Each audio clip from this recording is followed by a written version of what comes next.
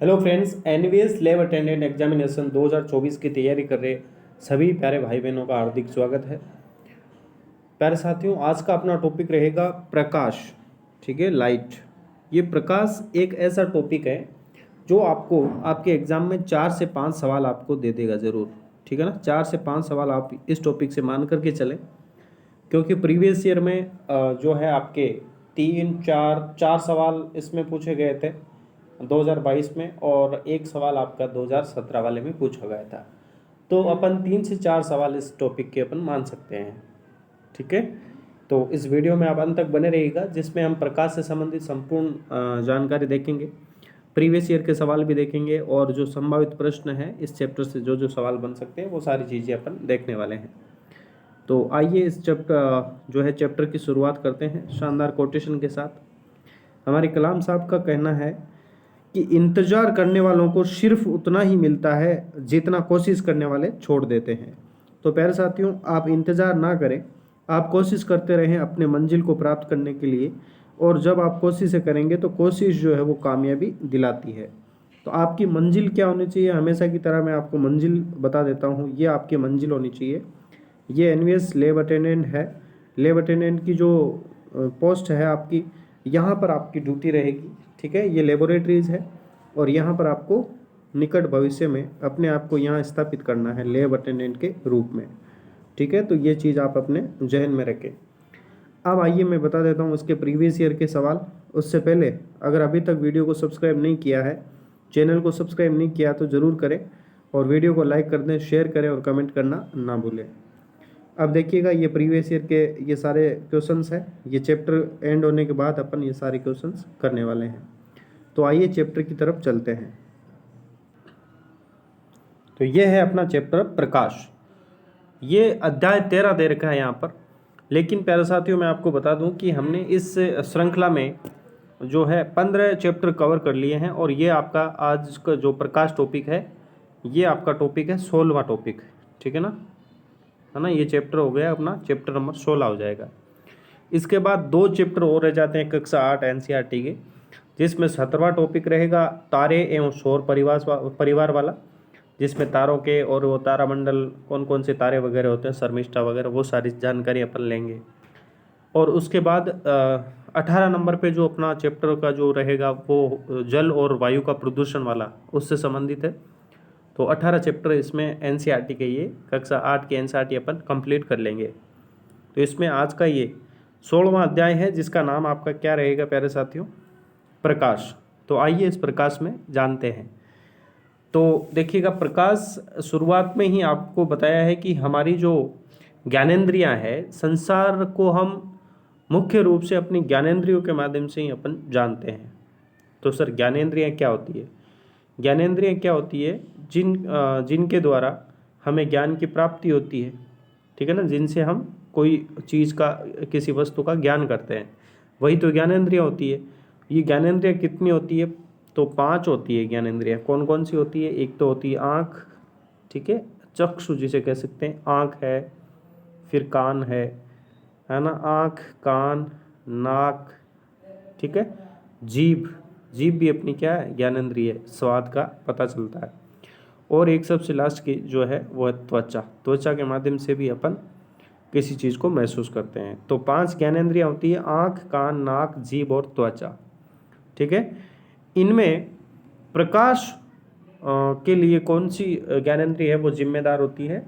वो होती है आँख ज्ञानेंद्रिय, यानी दृष्टि, है ना। आँख के माध्यम से ही अपन देख पाते हैं। तो इन सब ज्ञानेंद्रियों में से दृष्टि एक सबसे महत्वपूर्ण ज्ञानेंद्रिय है। इसकी सहायता से हम पर्वत, नदियों, पेड़ पौधों, कुर्सियों, मनुष्यों तथा अनेक चारों ओर की जो अन्य अनेक वस्तुएं हैं उनको देख पाते हैं। यानी सीधी सीधी बात है, आंखों के माध्यम से ही अपन कोई चीज़ है वो देख पाते हैं। तो क्या मुझे बताएं, केवल आंखों की वजह से ही अपन कुछ सारी चीज़ें देख पाते हैं क्या? केवल और केवल आंखों की वजह से ही नहीं, आंखों के साथ साथ प्रकाश भी होना चाहिए। अभी इसमें अपन देखेंगे। ठीक है, हम आकाश में बादल, इंद्रधनुष, उड़ते हुए पक्षी, ठीक है, उड़ते हुए पक्षियों को भी देखते हैं। रात्रि में हम चंद्रमा तथा तारों को देखते हैं। दृष्टि द्वारा ही आप पृष्ठ पर छपे शब्द देख पाते हैं, वाक्यों को देख पाते हैं, और दृष्टि के माध्यम से अभी आप ये वीडियो भी देख पा रहे हैं। ठीक है, तो ये चीज़ होती है। तो क्या आप जानते हैं कि ये सब देखना कैसे संभव हो पाता है? तो आइए इस चीज़ के बारे में जानते हैं। वस्तुओं को दृश्य कौन बनाता है, यानी ऐसा क्या है जिनकी वजह से वस्तु हमें दिखाई देती है? क्या कभी आपने सोचा कि हम विभिन्न वस्तुओं को कैसे देख पाते हैं? आप कह सकते हैं कि हम वस्तुओं को नेत्रों से देख पाते हैं। ठीक है, सीधी सीधी बात यही है। आप ये कहोगे भाई हमारी आंखें हैं हमारे पास, और उन्हीं आंखों से हम वस्तुओं को देख पाते हैं। इसका अर्थ है कि केवल नेत्रों द्वारा हम किसी वस्तु को नहीं देख सकते। क्या है भाई? केवल और केवल, देखो, हाँ एक मिनट, एक लाइन छूटा है यहाँ पे, कि आप कह सकते हैं कि हम वस्तुओं को नेत्रों से देखते हैं, लेकिन क्या आप अंधेरे में किसी वस्तु को देख पाते हैं? भाई केवल नेत्रों से आप अगर किसी चीज़ को देख पाते हैं, तो अंधेरे में भी तो आपको देखना चाहिए ना, वो वस्तु दिखाई देनी चाहिए, लेकिन नहीं देख पाते हो। तो इसका अर्थ क्या हुआ? इसका अर्थ है कि केवल और केवल नेत्रों द्वारा हम किसी वस्तु को नहीं देख सकते। किसी वस्तु को हम तब ही देख पाते हैं जब उस वस्तु से आने वाला जो प्रकाश है वो हमारे नेत्रों में क्या करे भाई? प्रवेश कर जाए, हमारे नेत्रों में प्रवेश करे। यह प्रकाश द्वारा, है ना, वस्तुओं का प्रकाश, यह प्रकाश वस्तुओं द्वारा उत्सर्जित तथा उनसे परावर्तित हुआ हो सकता है। यह प्रकाश क्या है भाई? वस्तुओं द्वारा उत्सर्जित भी हो सकता है, यानी वस्तु खुद भी प्रकाश उत्सर्जित कर सकती है, या फिर वस्तु के द्वारा परावर्तित किया हुआ प्रकाश भी हो सकता है, जिनके माध्यम से हम उन वस्तुओं को देख पाते हैं। ठीक है, तो ये इसका सिंपली कंसेप्ट रहेगा। अब देखो आगे है कि आप जानते हैं कि दर्पण क्या होता है। ठीक है, जो आपका पूर्व ज्ञान है उसके आधार पर इसमें जैसे कक्षा 7 में आपने सीखा होगा कि कोई पॉलिश किया गया चमकदार पृष्ठ है, वो दर्पण की भांति कार्य करता है। दर्पण अपने ऊपर पड़ने वाले प्रकाश की दिशा को परिवर्तित कर देता है। क्या आप बता सकते हैं कि किसी पृष्ठ पर पड़ने वाला प्रकाश किस दिशा में परिवर्तित होगा? आइए इसी चीज़ को अपन ज्ञात करेंगे। अब इस चीज़ को ज्ञात करने के लिए अपन को परावर्तन का नियम पता होना चाहिए। ठीक है, परावर्तन का नियम हमें पता होना चाहिए। तो परावर्तन के नियम क्या क्या होते हैं, इनसे संबंधित अपन बात करें तो सबसे पहले मैं थोड़ी सी आपको इसकी एक्स्ट्रा जानकारी भी और दे देता हूँ प्रकाश की। ठीक है, तो ये प्रकाश जो होता है, ये प्रकाश अपने क्या बोलते हैं इसको, कि जो विद्युत चुम्बकीय विकिरण होती है ना, उसके रूप में ये गति करता है। और ये प्रकाश भी एक प्रकार का क्या है? ऊर्जा का ही रूप है। क्या है? ऊर्जा का ही रूप है, ऊर्जा का रूप है प्रकाश। ठीक है, नेक्स्ट अपन ये भी कह सकते हैं कि जो प्रकाश है, ये इसकी प्रकृति, प्रकाश की जो प्रकृति होती है, इसके बारे में सबसे पहले एक डेकार्ट नाम के विद्वान ने बताया था। किसने बताया था? डेकार्ट नाम का एक विद्वान था, जिन्होंने इसकी प्रकृति के बारे में बताया, है ना। इन्होंने क्या कहा कि इन्होंने कहा कि जो प्रकाश है वो छोटे छोटे कणों से मिलकर बना होता है, इसकी कण प्रकृति होती है, ये डेकार्ट ने बताया था। फिर इसके बाद न्यूटन जैसे वैज्ञानिक आए। ठीक है, न्यूटन ने भी क्या किया? इस प्रकाश जो है उसको कण से जो मिलकर बना हुआ ही माना था। न्यूटन ने भी ये कहा कि प्रकाश जो वो कणों से मिलकर बना है, और फिर उन्होंने कणिका सिद्धांत वगैरह ये दिया था। लेकिन एक विद्वान था हाइगेंस नाम का। ठीक है, हाइगेंस, यहीं पे लिख देता हूँ मैं, हाइगेंस हाइगेंस नाम के वैज्ञानिक थे। इन हाइगेंस ने क्या किया था? ये एक प्रथम वैज्ञानिक थे जिन्होंने प्रकाश को कहा कि ये कण नहीं, ये तो क्या है? तरंगों से मिलकर बना है। किनसे? तरंग से मिलकर बना है। ठीक है ना। तो ये डेकार्ट वगैरह तो ये कण की प्रकृति मान रहे थे, न्यूटन वगैरह। लेकिन हाइगेंस प्रथम वैज्ञानिक था जिसने ये माना कि प्रकाश जो है वो तरंगों से मिलकर बना है, और फिर इन्होंने ही क्या दिया था? वही तरंग सिद्धांत इन्होंने दिया था। तो आपसे पूछा जा सकता है कि प्रकाश का तरंग सिद्धांत किसके द्वारा दिया गया? तो तरंग सिद्धांत आपका हाइगेंस रहेगा। ठीक है, तो इन्होंने तरंग सिद्धांत दिया, और फिर उसके बाद जैसे मान लो प्रकाश जो होता है वो द्वैत प्रकृति का होता है ना, दोहरी प्रकृति का होता है। तो ये दोहरी में, अब ये एक तो कुछ लोग कणीय बता रहे थे और कुछ लोग जो है आइगेंस है वो तरंग इसकी प्रकृति को बता रहा था। ठीक है, और ये कैसे स्पष्ट हुआ, जैसे मैक्स प्लांक थे उनका क्वांटम सिद्धांत है, अल्बर्ट जो अपने आइंस्टीन है उनका सापेक्षता का सिद्धांत था, और डी ब्रोगली का जो अदर जो प्रयोग थे, इन सब प्रयोगों के आधार पर निष्कर्ष जो निकला है ना, तो वो क्या था, वो यही था कि प्रकाश जो है वो कुछ परिघटनाओं में तो क्या होता है भाई, प्रकाश जो है वो कुछ परिघटनाओं में तो कणीय प्रकृति दर्शाता है और कुछ में तरंग दर्शाता है। ठीक है, तरंग, कुछ में तरंग प्रकृति दर्शाता है और कुछ में आपकी कणीय जो है प्रकृति जो है वो दर्शाता है। ये चीज़ यहाँ पे निकल कर आई थी। और प्रकाश की इसी प्रकृति को, यानी एक बार वो तरंग होता है और कभी कणीय होता है, तो इस प्रकृति को द्वैत प्रकृति नाम दिया गया, ड्यूअल नेचर जिसे कह सकते हैं, द्वैत प्रकृति। द्वैत प्रकृति, प्रकाश की कैसी प्रकृति होती है भाई, द्वैत प्रकृति होती है। तो सर अब देखें कि ये तरंग कब होता है और कणीय कब होता है, इसके बारे में जान लेते हैं। देखो, तरंग प्रकृति के उदाहरण कौन कौन से होते हैं प्रकाश का, तरंग प्रकृति के उदाहरण में जैसे मान लो अपवर्तन होता है एक तो, ठीक है ना, अपवर्तन, रिफ्लेक्शन जिसे कहते हैं अपवर्तन है ना, परावर्तन है, ये सारी चीज़ें जो है ये तरंग प्रकृति की उदाहरण होते हैं। अपवर्तन है, परावर्तन है, विवर्तन कह सकते हैं, फिर व्यतिकरण है, ध्रुवण वगैरह है, ये ध्रुवण भी इसी का ही पार्ट है। ठीक है ना, ध्रुवण भी क्या है, तरंग प्रकृति दर्शाता है।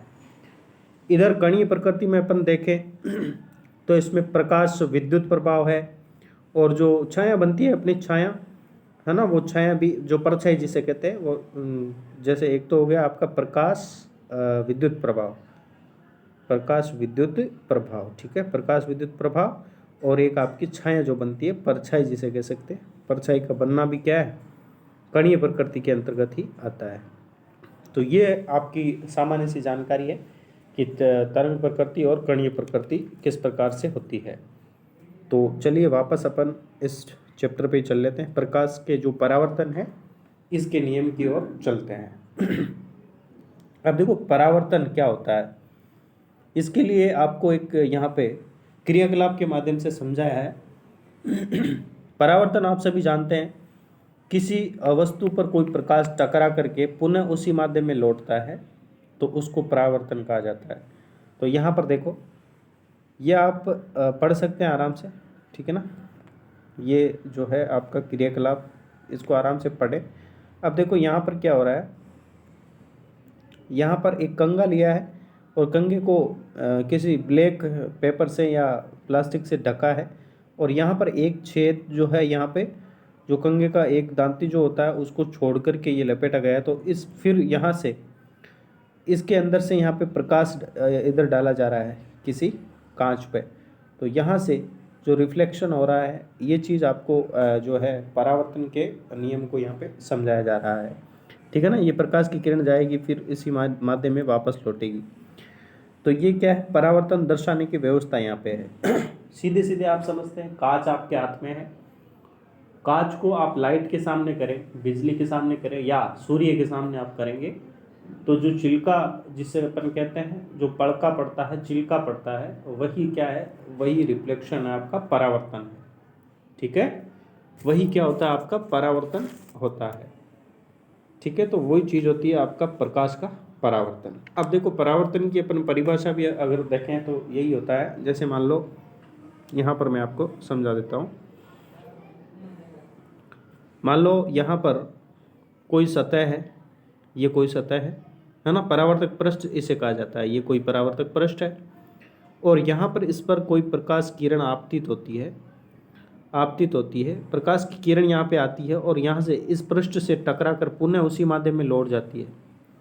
ठीक है ना, तो ये आपतित जो हो रही है इसको आपतन आपतित किरण कहा जाता है। यहाँ पर आप अभिलंब मान सकते हैं, जो किरण आपतित हो रही है इसको आपतित किरण कहा जाता है, और ये जो ये कोण बन रहा है ये आपतन कोण होता है। और फिर ये परावर्तित हो रहा है, परावर्तित होने वाले को किरण को परावर्तित किरण कहा जाता है, और ये अभिलंब से यहाँ पे परावर्तन का ये जो कोण बन रहा है इसको परावर्तन कोण कहा जाता है। और यहाँ पर एक चीज़ इंपॉर्टेंट हो जाती है कि जितना कोण ये आपतन कोण होगा उतना ही परावर्तन कोण होता है। आपतन कोण आई है ना, आपतन कोण आपका आई ये बराबर होता है किसके, आर के बराबर होता है। ठीक है, आई और आर यानी ये वाला कोण और ये वाला कोण जो है वो बराबर होते हैं। ये चीज़ भी आप ध्यान में रखें।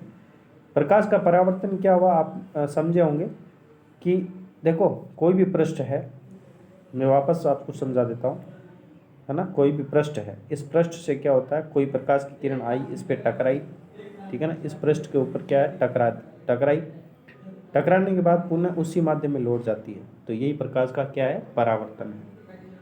समझ चुके हैं आप। अब प्रकाश के नियम क्या है, परावर्तन के नियम क्या है, इसमें दो नियम आपको ध्यान में रखने हैं।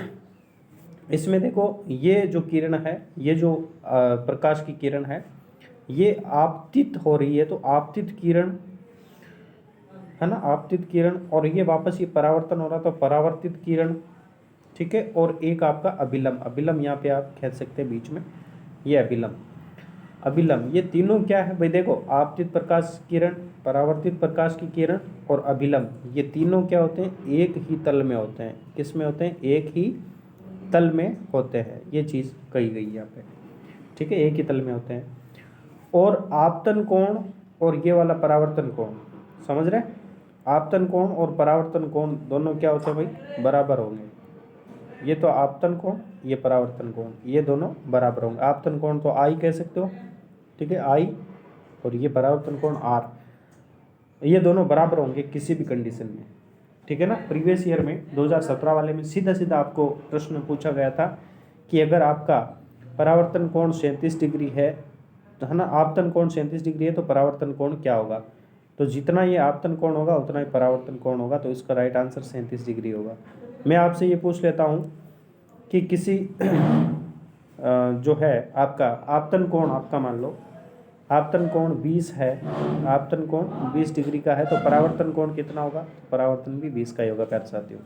क्यों, क्योंकि ये परावर्तन के नियम है कि परावर्तन, आपतन कोण और परावर्तन कोण आपस में बराबर होते हैं। और दूसरा नियम क्या है कि आपतित किरण, परावर्तित किरण और अभिलंब जो होते हैं वो तीनों एक ही तल में होते हैं, ठीक है। उम्मीद करता हूँ आप सभी समझ चुके होंगे। अब यहाँ पर पढ़ें कि दर्पण से टकराने के पश्चात प्रकाश किरण दूसरी दिशा में परिवर्तित हो जाती है। किसी पृष्ठ पर पड़ने वाली प्रकाश किरण को आपतित किरण कहते हैं। यही चीज़ है जो अभी मैंने बताई है आपको, ठीक है ना। ये कोई भी पृष्ठ है, इस पर पड़ने वाली जो प्रकाश की किरण है वो आपतित किरण है, और पृष्ठ से परावर्तन के पश्चात आने वाले प्रकाश की किरण को ये वाली परावर्तित किरण है, ठीक है, इसे परावर्तित किरण कहा जाता है। नेक्स्ट अपन बात करें, नेक्स्ट यहाँ पर देखें कि प्रकाश की किरण का अस्तित्व एक आदर्शीकरण है। जो प्रकाश की किरण है ना, इसका अस्तित्व क्या है, एक आदर्शीकरण है। वास्तव में हमें प्रकाश का एक संकीर्ण किरणपुंज प्राप्त होता है जो अनेक किरणों से मिलकर बना होता है। समझ रहे हो, अनेक किरणों से मिलकर के बना होता है, लेकिन सरलता के लिए हम प्रकाश के संकीर्णन इस किरणपुंज के लिए केवल और केवल किरण शब्द का ही उपयोग कर लेते हैं, ठीक है ना। वास्तव में तो क्या है, ये पुंज है, अनेक किरणों का क्या है, पुंज है, लेकिन इसको सरलता की दृष्टि से केवल किरण के नाम से अपन जानते हैं इसको। अपने मित्रों की सहायता से, यहाँ पर क्या है आपको ये बता रखा है कि दर्पण की स्थिति और इसका पता करने के लिए, है ना। तो इसमें कहा है कि मित्रों की सहायता से कागज पर समतल दर्पण की स्थिति तथा आपतित परावर्तित किरणों को दर्शाने वाले रेखाएं खींचिए। दर्पण तथा कंघी को हटाइए, वो जो प्रयोग किया गया था उसकी जगह ये इस प्रकार का ये करने को लिए बोल रहा है। दर्पण को निरूपित करने वाली रेखा के जिस बिंदु पर आपतित किरण दर्पण से टकराती है उस पर दर्पण से 90 डिग्री का कोण बनाते हुए रेखा खींचिए। ये रेखा परावर्तक पृष्ठ के उस बिंदु पर अभिलंब कहलाती है। आपतित किरण तथा अभिलंब के बीच के कोण को आपतन कोण कहते हैं। देखो ये वही है, ये वही बात है। अभिलंब किसे कहा जाता है? जो 90 डिग्री का एंगल होगा। जैसे मान लो यहाँ पर अगर इसको आप ये मानते हो कि ये प्रकाश की किरण आपतित किरण है और ये परावर्तित किरण है, तो इसका देखो ये 90 डिग्री का यहाँ पे जो बन रहा है, ये इसका क्या है? ये इसका अभिलंब है। क्या है? अभिलंब होगा। ठीक है, ये बिल्कुल 90 डिग्री पे बनेगा, ये अभिलंब है। और इन्हीं से संबंधित बातें यहाँ पे कही जा रही है। जो 90 डिग्री एंगल बनेगा, सीधी रेखा बीच में होगी, वो अभिलंब होगा।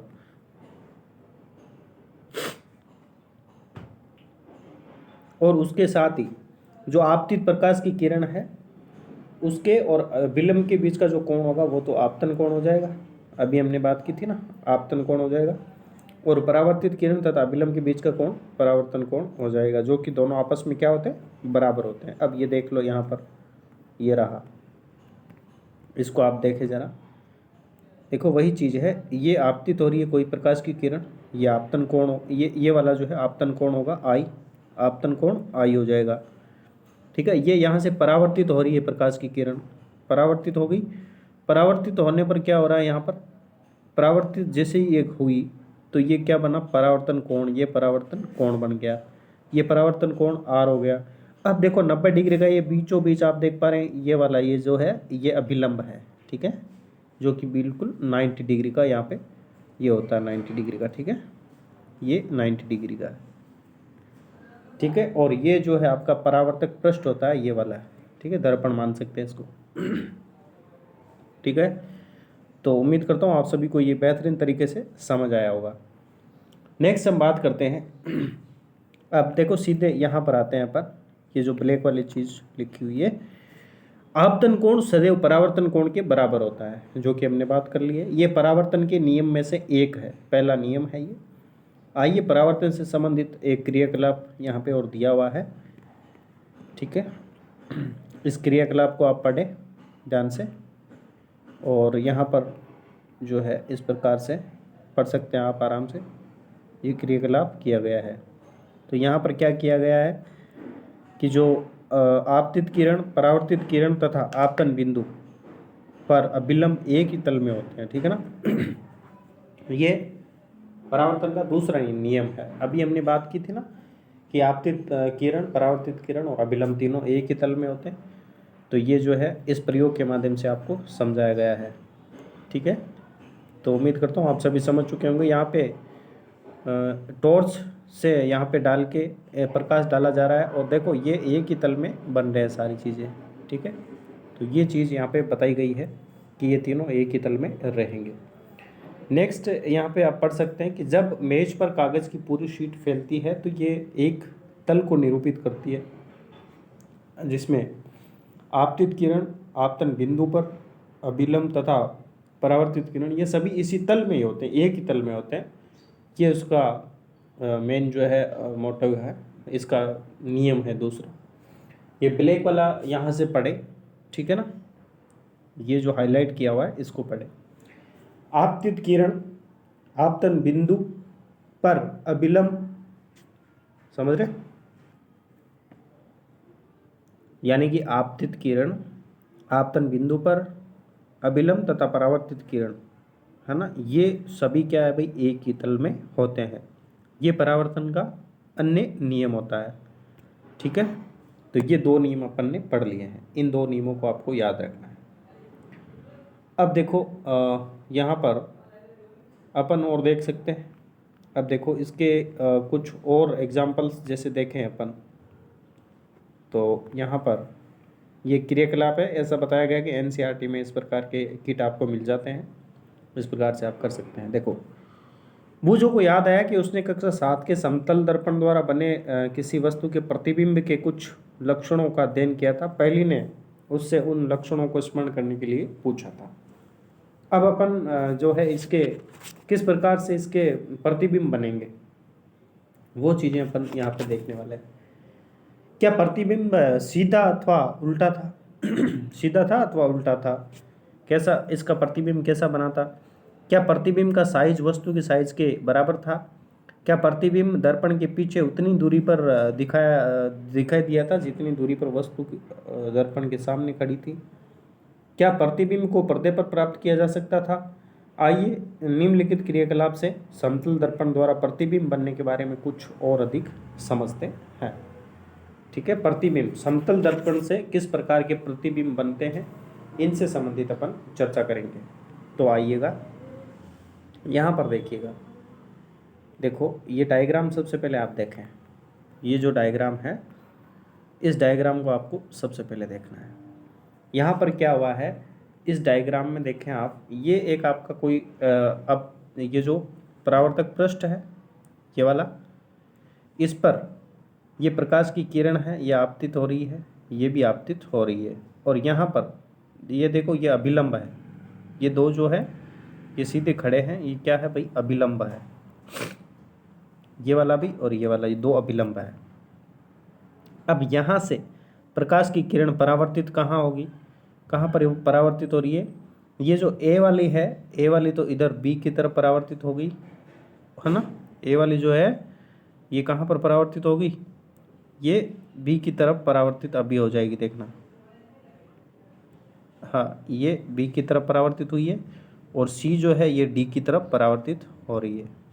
ठीक है, अब यहाँ पर क्या हो रहा है, अगर यहाँ से अपन देखें, अपनी आँख है और यहाँ से अपन देखें, तो ये जो अभी जो परावर्तक पृष्ठ था अपना, ठीक है ना, यहाँ से ये मिलता हुआ प्रतीत होता है, यहाँ से पीछे की तरफ ये मिलती हुई प्रतीत होती है, मिलता हुआ प्रतीत होता है। ये ऐसे मिल नहीं रहा है, ये केवल और केवल प्रतीत हो रहा है। तो यही आपका जो है प्रतिबिंब यहाँ पे निर्मित हो रहा है।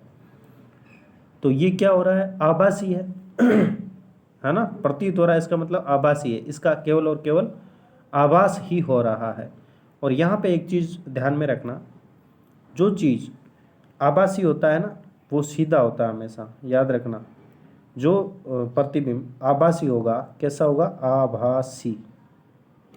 आभासी, और इस सी से सीधा, याद रखें आप, सी से सीधा। आभासी प्रतिबिंब हमेशा सीधा होगा, इस चीज़ को आप ध्यान में रखना।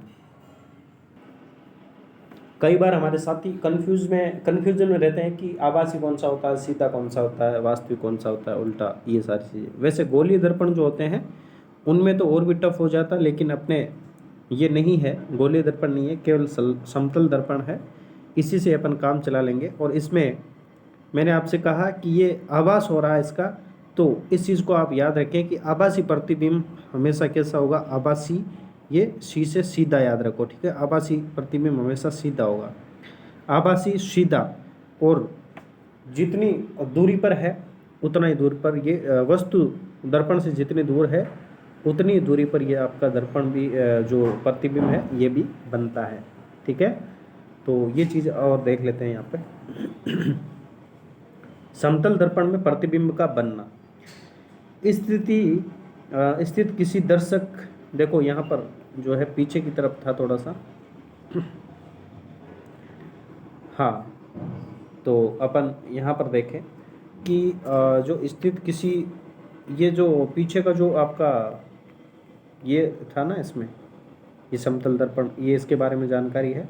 और यहाँ पर अपन पढ़े थोड़ा सा, तो इसमें जो आई पर बनता हुआ प्रतीत हो रहा है, तो ये आई जो है ये प्रतीत हो रहा है, इसका मतलब ये वास्तविक नहीं है, ये क्या है, आभासी है, ये चीज़ हो गई। आप स्मरण कर सकते हैं कि दर्पण द्वारा बने प्रतिबिंब में वस्तु का बायां भाग दाईं ओर तथा दायां भाग बाईं ओर दिखाई पड़ता है। इस परिघटना को पार्श्व घटना कहा जाता है। ठीक है, दर्पण में दायां, जो आपका दायां हिस्सा है वो बायां दिखाई देगा और बायां हिस्सा है वो दायां दिखाई देता है। तो इस चीज़ को भी आप ध्यान में रखें। ठीक है, उम्मीद करता हूँ समतल दर्पण से जो आपका प्रतिबिंब बनता है उसके बारे में आपने समझा होगा, और नहीं भी समझे हो तो अब मैं थोड़ा सा स्पष्ट और करना चाहूँगा आपको। ठीक है, देखो समतल दर्पण से क्या है, देखना यहाँ पर मैं थोड़ी सी, हाँ, ये वाली जगह जो है यहाँ पर मैं आपको बता देता हूँ। अब देखो यहाँ पर मैं बताता हूँ आपको।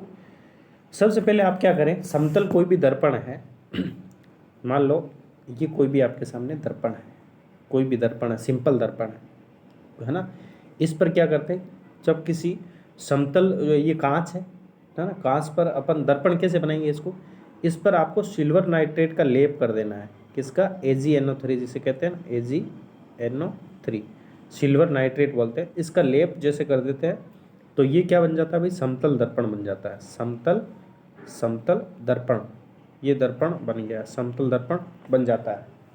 अब क्या है कि समतल दर्पण में वस्तु का प्रतिबिंब कैसा बनेगा प्रतिबिंब कैसा बनेगा बताइएगा।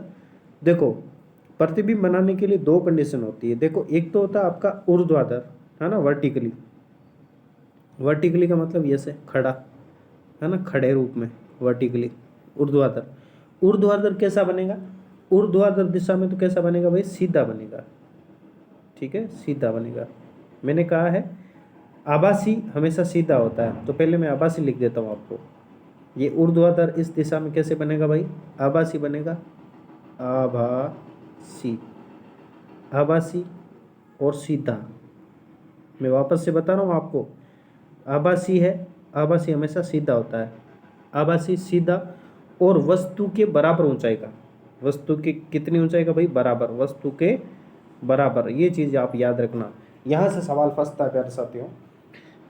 समतल दर्पण से बनने वाला प्रतिबिंब ऊर्ध्वाधर दिशा में, है ना, वर्टिकली जिसे कहते हैं, वर्टिकली दिशा में आभासी बनेगा, सीधा बनेगा और वस्तु के ऊंचाई के बराबर बनेगा।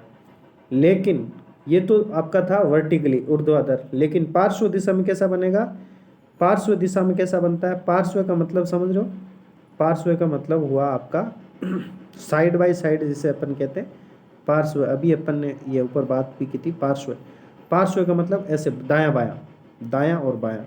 दायां बायां में क्या होता है, इसमें आपका जो है प्रतिबिंब कैसा बनता है, उल्टा बनेगा, यानी दायां तो बायां बन जाएगा और बायां आपका दायां दिखाई देगा, तो पार्श्व दिशा में आपका उल्टा प्रतिबिंब बनता है। ये चीज़ आप याद रखना। एक दो पॉइंट और मैं आपको बता देता हूँ यहाँ पर देखो, यहाँ पर समझना कि जब व्यक्ति दर्पण की ओर गति करता है, ये मान लो कोई दर्पण है, ये मान लो कोई दर्पण है, दर्पण मान सकते हो, और यहाँ पर कोई व्यक्ति है, कोई भी व्यक्ति XYZ, जब व्यक्ति दर्पण की ओर गति करता है, जब व्यक्ति दर्पण की ओर गति करता है तो प्रतिबिंब भी दर्पण के सापेक्ष, किसके, इस दर्पण के सापेक्ष, तो उसी वेग से, जैसे ये दो वेग जैसे मीटर प्रति सेकंड के वेग से जा रहा है, तो ये भी दो से ही करेगा, यानी समान, उसी के समान, किसके सापेक्ष, दर्पण के सापेक्ष। देखो, दर्पण के सापेक्ष, दर्पण के सापेक्ष, दो चीजें रहेगी यहाँ पे,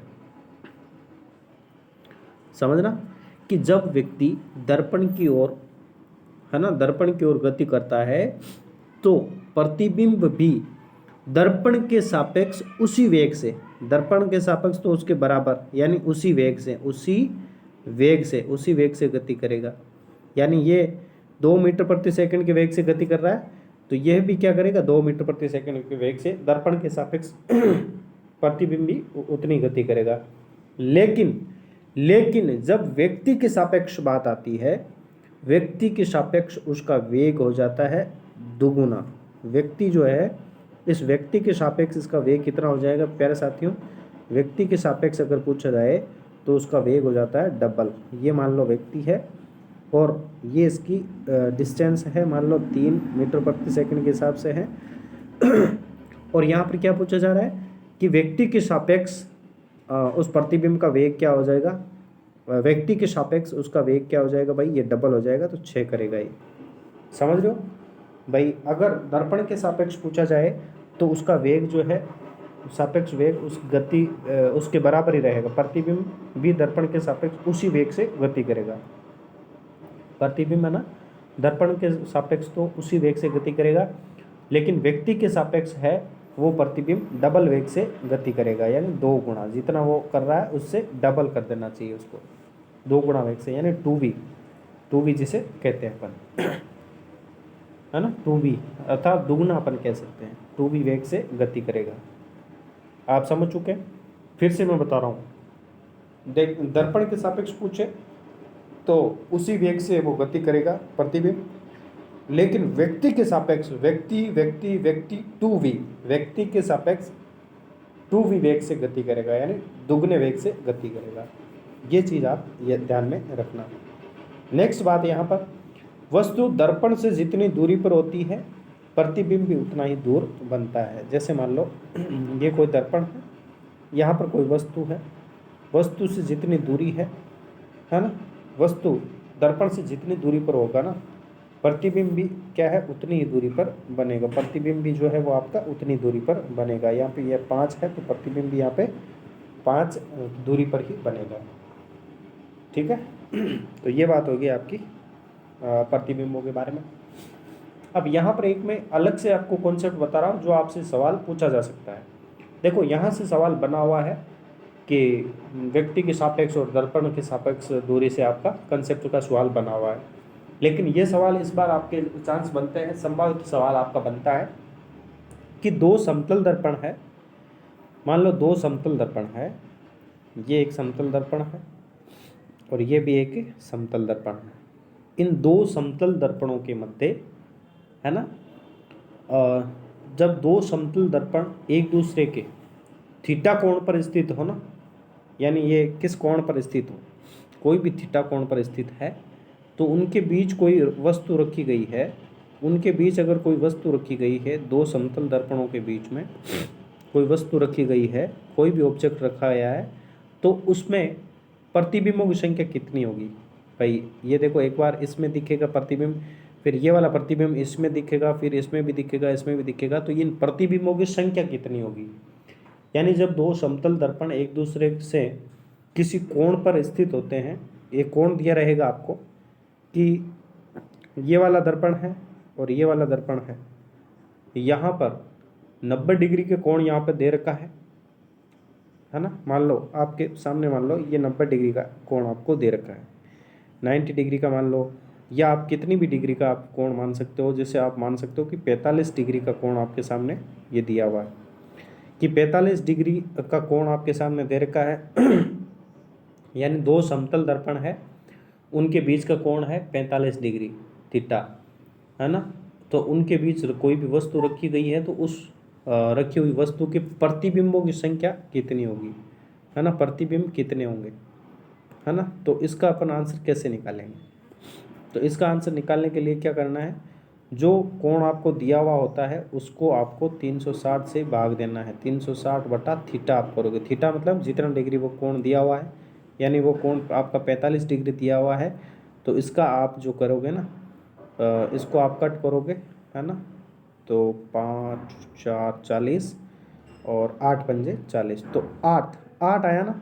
तो 8 ये प्रतिबिंबों की संख्या नहीं है, 8 में से 1 जब आप माइनस करोगे तो ये आपके 7 जो है प्रतिबिंब की संख्या आ जाएगी। समझ रहे हो, कोई बात नहीं समझे। देखो जब 2 समतल दर्पण एक दूसरे से 45 डिग्री कोण पर स्थित हो तो उनके बीच रखी हुई वस्तु के प्रतिबिंबों की संख्या ज्ञात करो।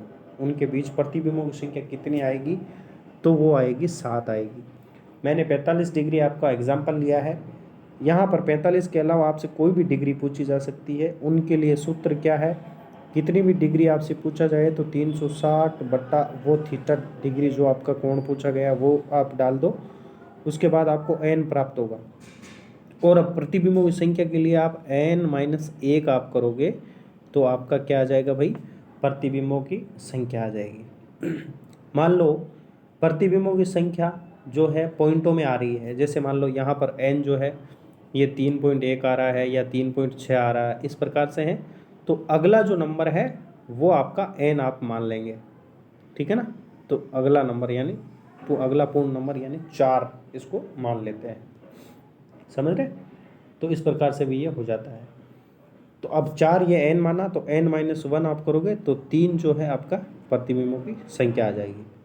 उम्मीद करता हूँ ये चीज़ आप समझ चुके होंगे। ये एक नया कंसेप्ट था।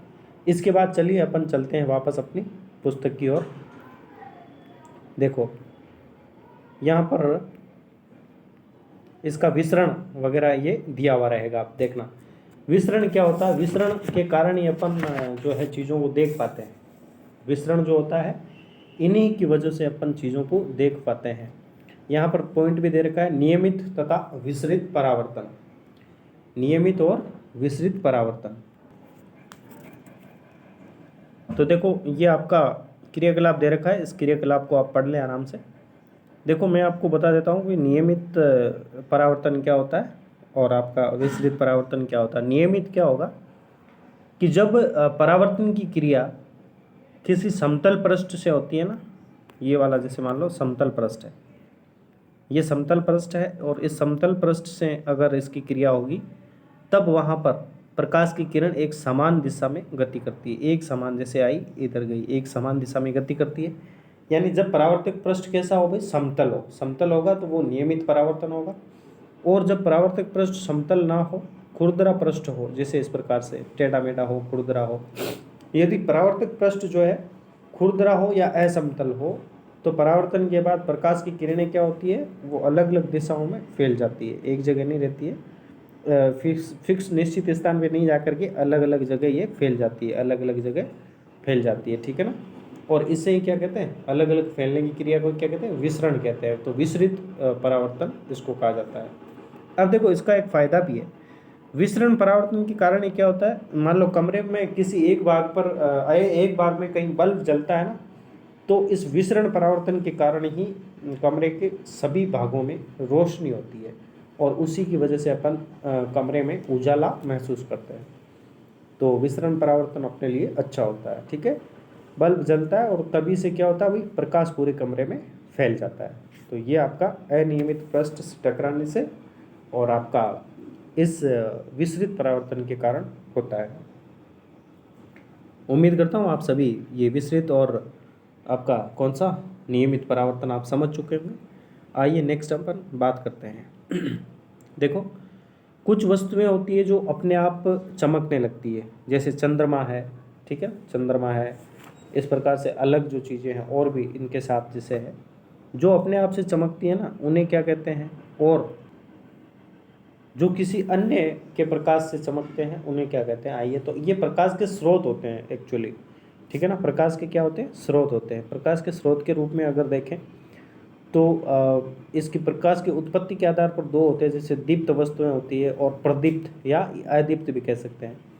तो प्रदीप्त में जो वस्तुएं स्वयं के प्रकाश से दृश्यमान होती है वो दीप्त वस्तुएं होती है।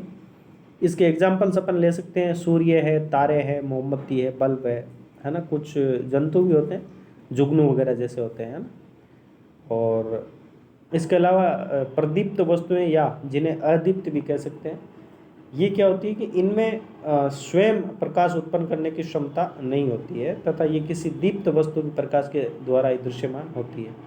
यानी ये किसी अन्य चीज़ के कारण से, अन्य वस्तु के प्रकाश से ही प्रकाशमान होती है। जैसे कि चंद्रमा है ना, या कोई भी वस्तु है, जैसे टेबल है, कोई भी वस्तु अपने रूम में आसपास, दीवार है आदि, ये सारी अदीप्त चीज़ें होती है, इनका खुद का प्रकाश नहीं होता है। तो ये चीज़ यहाँ पर कोष्टक में आपको बताई हुई है, ठीक है, कि आपके चारों ओर की लगभग सभी वस्तुएं आपको परावर्तित प्रकाश के कारण दिखाई देती है। उदाहरण के लिए चंद्रमा है, सूर्य से प्राप्त जो प्रकाश है उसको परावर्तित करता है। इस प्रकार हम चंद्रमा को देखते हैं, जो पिंड दूसरी वस्तुओं के प्रकाश में चमकते हैं उन्हें प्रदीप्त पिंड कहते हैं। दूसरी वस्तुओं से जो चमकते हैं वो प्रदीप्त होते हैं। क्या आप कुछ ऐसे पिंड के नाम बता सकते हैं प्रदीप्त होते हैं? बिल्कुल, बहुत सारे, चंद्रमा, टेबल, दीवार, पंखा, खिड़की, सारी चीज़ें ये जो हमें दिखाई देती है वो यही होती है। कुछ अन्य पिंड है जो स्वयं का प्रकाश उत्सर्जित करते हैं, जैसे कि सूर्य है, मोमबत्ती की ज्वाला है, विद्युत लैंप है ना। इनका प्रकाश हमारे नेत्रों पर पड़ता है। इस प्रकार हम इन पिंडों को देखते हैं। जो पिंड स्वयं का प्रकाश उत्सर्जित करते हैं वे दीप्त पिंड कहलाते हैं। जैसे हमने अभी बात कर ली है, सूर्य, तारे, मोमबत्ती वगैरह, ये सारी चीज़ें। अब अपन बात करते हैं कि परावर्तित प्रकाश को पुनः परावर्तित किया जा सकता है क्या? बिल्कुल किया जा सकता है, बिल्कुल किया जा सकता है। कैसे, देखना, आपने कभी बाल कटवाने के लिए नाई की दुकान में आप गए होंगे, जहाँ पर पीछे की दीवार में भी मिरर लगा होता है और सामने की दीवार में भी मिरर लगा होता है। तो दोनों तरफ आप जब देखते हैं तो आपको बहुत सारे प्रतिबिंब आपको दिखाई देते हैं, ठीक है। या फिर ये नाई जो है अलग से कांच लेकर के आपको आपकी जो सिर के पीछे की साइड की जो है वो आपका कटिंग है, वो दिखाता है कि कैसी हुई कटिंग, तो आप उसका प्रतिबिंब देख पाते हैं। और अपनी जो जिसे गुद्दी आप बोलते हैं, है ना, सिर के पीछे का भाग भी आप देख सकते हैं कि किस प्रकार से यहाँ पे कटिंग अपनी बनी हुई है। तो ये क्या होता है, केश प्रसाधक यानी नाई की दुकान, ये इस पे दर्पण है, इसका चित्र यहाँ पे दिया हुआ है। तो अपन देखें कि बहुप्रतिबिंब, तो इसमें अब आप पढ़ना चाहें तो पढ़ सकते हैं, यही चीज़ है इसमें। ये नाई जो है ये इसको दिखा रहा है, ठीक है ना। तो इसका उपयोग कहाँ कहाँ किया जाता है, ये चीज़ आप देखें। दो दर्पणों से परावर्तन द्वारा आप वस्तुओं को उनको देखने योग्य बना पाते हैं जिन्हें आप सीधे नहीं देख पाते। जैसे पारदर्शियों का उपयोग पनडुब्बियों में, टैंकों तथा बंकरों में छिपे सैनिकों द्वारा बाहर की वस्तुओं को देखने के लिए ऐसे जो है दर्पणों का यूजेस किया जाता है। अब अपन बात करते हैं बहुप्रतिबिंब। बहुप्रतिबिंब, आप जानते हैं कि समतल दर्पण किसी वस्तु का केवल एक ही प्रतिबिंब बनाता है। यदि दो समतल दर्पणों को संयोजनों में उपयोग करें तो क्या होगा, तो बहुत सारे आपको जो है दर्पण आपको दिखाई देंगे, बहुत सारे प्रतिबिंब जो आपको दिखाई देंगे। तो इसके लिए क्रियाकलाप आ जाता है, ये क्रियाकलाप है। इस क्रियाकलाप को आप देखें, यहाँ पर देखो दो कांच है, इस प्रकार से एल साइज में इसको रखा है, ठीक है ना, एल शेप में आपको रखा है इसको दर्पण को। और यहाँ पर एक सिक्का रखा है, ये सिक्का रख दिया। अब देखो इस सिक्के के कितने प्रतिबिंब आपको दिखाई दे रहे हैं, 1, 2 और 3 ये प्रतिबिंब दिखाई दे रहे हैं। यानी 2 से ज़्यादा आपको जो प्रतिबिंब दिखाई देते हैं तो वही क्या होते हैं, आपके बहु प्रतिबिंब हो जाते हैं, ठीक है ना, बहु प्रतिबिंब हो जाते हैं। तो इस प्रकार से ये आपका बहु प्रतिबिंब समझाया गया है, इसको आप आराम से पढ़ सकते हैं, ठीक है ना। यही चीज़ इसमें दे रखी है, एक दूसरे के समांतर रख के समतल दर्पण में बने प्रतिबिंबों की संख्या देखो कैसे ज्ञात करेंगे। जितने डिग्री पे दो समतल दर्पण रखे होते हैं उस डिग्री का 360 में भाग दे करके n आप प्राप्त करते हो, और n में से 1 माइनस करते हो, n-1, तो प्रतिबिंबों की संख्या आ जाती है। तो यहाँ से सवाल बनने के आपके चांसेस बनते हैं, ठीक है। कैलाइडोस्कोप बना रहे हैं आप, देखो कैलाइडोस्कोप भी बना सकते हैं। ये इस प्रकार का कैलाइडोस्कोप है जिसमें देखो प्रिज्म टाइप का ये बना करके इससे आप बहुमूर्तिदर्शी यानी बहुत सारी चित्र इसमें आप देख सकते हैं। इनका उपयोग कौन करता है, बहुमूर्तिदर्शी का उपयोग कौन करता है, इनका उपयोग जैसे जो कलाकार होते हैं, रंगी जो पेंटिंग करने वाले पेंटर्स होते हैं, वो अलग अलग नई नई डिज़ाइनें यूज़ करने के लिए, कि नई नई डिज़ाइनें देखने के लिए इसका यूज़ किया जाता है। क्योंकि इसमें जो होता है डिज़ाइनें हैं वो जो भी चित्र बनेगा वो एक ही बार बनता है, दोबारा वैसा का वैसा नहीं बनता, बिल्कुल नई नई चीज़ें सर्जित होती है यहाँ पर, ठीक है ना। तो ये आपका जो है कैलाइडोस्कोप इस प्रकार ये बना सकते हैं, ठीक है। वीडियो को पॉज करके आप पढ़ सकते हैं इसको आराम से। नेक्स्ट अपन आगे बढ़े। हाँ देखो आपका कैलाइडोस्कोप ये इस प्रकार से तैयार कर सकते हैं क्रियाकलाप के माध्यम से। फिर जब आप छिद्र से झांकते हैं तो आपको ट्यूब में भांति भांति के पैटर्न आपको दिखाई देते हैं। अब देखो रोचक विशेषता देखना, इसकी रोचक विशेषता है कि आप कभी भी एक पैटर्न दोबारा नहीं देख पाएंगे, यानी सेम पैटर्न का ये कोई चित्र यहाँ पे नहीं बनता है। प्राय दीवारों कागज़ों, है ना, दीवारों वाले कागज़ों तथा वस्त्रों की डिजाइन बनाने वाले कलाकार कैलाइडोस्कोप का यूज़ करते हैं, नए नए पैटर्न की कल्पना करने के लिए इनका यूज़ करते हैं, है ना। और अपने जो खिलौने वगैरह होते हैं उनको आकर्षक बनाने के लिए भी इसका यूज किया जाता है ना। इस पर रंगीन कागज़ भी चिपका सकते हैं। अब आ जाते हैं सूर्य का प्रकाश कैसा होता है, श्वेत होता है या रंगीन होता है। कक्षा 7 में आपने सीखा कि सूर्य के प्रकाश को श्वेत प्रकाश के रूप में जाना जाता है। आपने ये भी सीखा होगा कि इसमें 7 रंग होते हैं। ये दर्शाने के लिए कि सूर्य के प्रकाश में अनेक रंग होते हैं, एक क्रियाकलाप और करते हैं, प्रिज्म बनाएंगे ना। हमारे नेत्रों की संरचना क्या होती है, हमारा जो नेत्र होते हैं इनकी संरचना क्या होती है। इससे पहले ये वर्ण विक्षेपण आप समझ लीजिए। देखो ये वर्ण विक्षेपण है, प्रकाश का विक्षेपण यहाँ पे किया जा रहा है। तो यहाँ पर क्या है कि श्वेत प्रकाश को जब इसमें से गुजारा जाता है, ठीक है, ये प्रिज्म में से गुजारा जाता है, तो ये विभिन्न प्रकार के रंग जो है यहाँ पे आपको प्रदर्शित होते हैं। ठीक है ना। ये यहाँ से जो है गुजारा जा रहा है इसको। तो यहाँ पे विभिन्न प्रकार के प्रकाश जो है आपको दिखाई यहाँ पे दे रहे हैं। तो इसको वीडियो को पॉज करके इस क्रियाकलाप को आप पढ़ सकते हैं। अब अपन नेत्र की संरचना के बारे में जानेंगे, ठीक है ना। हम वस्तुओं को केवल तभी देख पाते हैं जब उनसे आने वाले प्रकाश हमारे नेत्रों में प्रवेश करता है। नेत्र हमारी सबसे महत्वपूर्ण ज्ञानेंद्रियों में से एक है, इसलिए इसकी संरचना तथा कार्यविधि को समझना हमारे लिए विशेष महत्व रखता है। हमारे नेत्र की आकृति गोलाकार है तथा नेत्र का बाहरी आवरण क्या होता है, सफ़ेद होता है। ये कठोर होता है ताकि, मतलब नेत्र का बाहरी आवरण कैसा होता है, कठोर होता है, ताकि ये नेत्र की आंतरिक भागों की दुर्घटना से ये बचा सके नेत्र को, ठीक है। ये नेत्र के आंतरिक भागों की दुर्घटना से बचाव कर सके। इसके पारदर्शी अग्रभाग को कॉर्निया या स्वच्छ मंडल कहते हैं। यहाँ पर इंपॉर्टेंट कर लेना, यहाँ से ये महत्वपूर्ण है, सवाल बन सकते हैं आपके, ठीक है। कॉर्निया या स्वच्छ मंडल इसे कहा जाता है। अभी चित्र भी अपन देखेंगे। और देखो, कॉर्निया के पीछे हम एक गहरे रंग की पेशियों की संरचना देखते हैं जिसे परितारिका कहते हैं या आइरिस कहा जाता है। इंपॉर्टेंट करना इसको, आइरिस जिसे कहा जाता है। नेक्स्ट है आइरिस। क्या है, एक आइरिस में एक छोटा सा द्वार होता है जिसे पुतली कहते हैं। पुतली के साइज को परितारिका नियंत्रित करती है। और परितारिका क्या है, ये नेत्र का वह भाग है जो इसके विशिष्ट रंग प्रदान करती है। यानी परितारिका जो होती है वो आपका एक ऐसा भाग है जो आँख को विशिष्ट रंग का विशिष्ट जो रंग है वो प्रदान करती है। जब हम कहते हैं कि किसी व्यक्ति के नेत्र हरे हैं तो वास्तव में हम परितारिका के रंग की बात कर रहे होते हैं। परितारिका नेत्र में प्रवेश करने वाले प्रकाश को भी नियंत्रित करती है। देखो, परितारिका से कितने सवाल बन गए। परितारिका जो है ना, वो नेत्र में जो प्रकाश प्रवेश करता है ना, उसका भी नियंत्रण करती है और आंखों के रंग का भी नियंत्रण, ये निर्धारण जो है करती है। तो परितारिका से भी सवाल बन सकते हैं। याद रखना इसको, परितारिका को इंग्लिश में आइरिस कहा जाता है। तो ये इम्पोर्टेंट हो जाता है, इस चीज़ को आप विशेष रूप से ध्यान रखें। अब देखो, आँख का आप चित्र देख सकते हैं।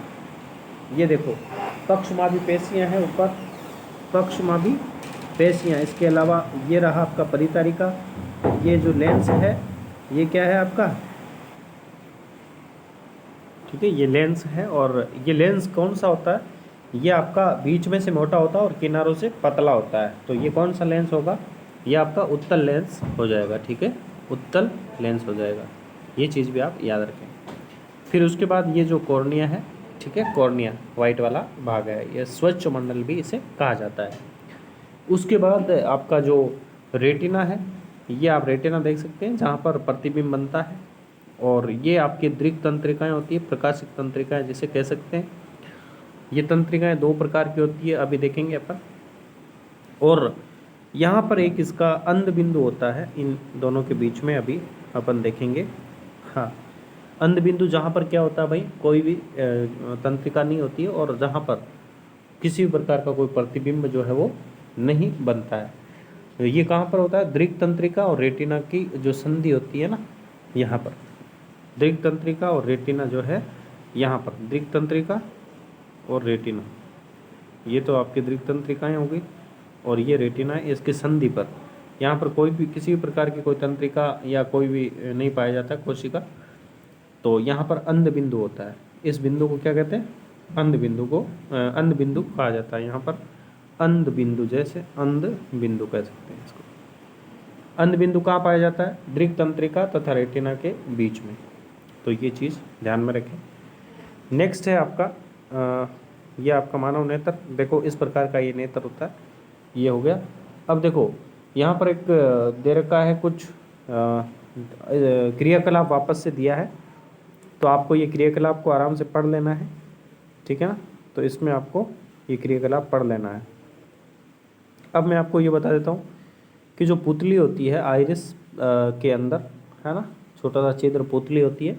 इस पुतली के पीछे एक लेंस होता है जो केंद्र पर मोटा होता है, केंद्र से मोटा होता है। वो कौन सा होता है, वो उत्तल लेंस होता है। अभी हमने बात कर ली किस प्रकार का लेंस केंद्र पर मोटा होता है ना। स्मरण कीजिए, 7वीं क्लास के बारे में पढ़ा तो ये चीज़ बता रहा है।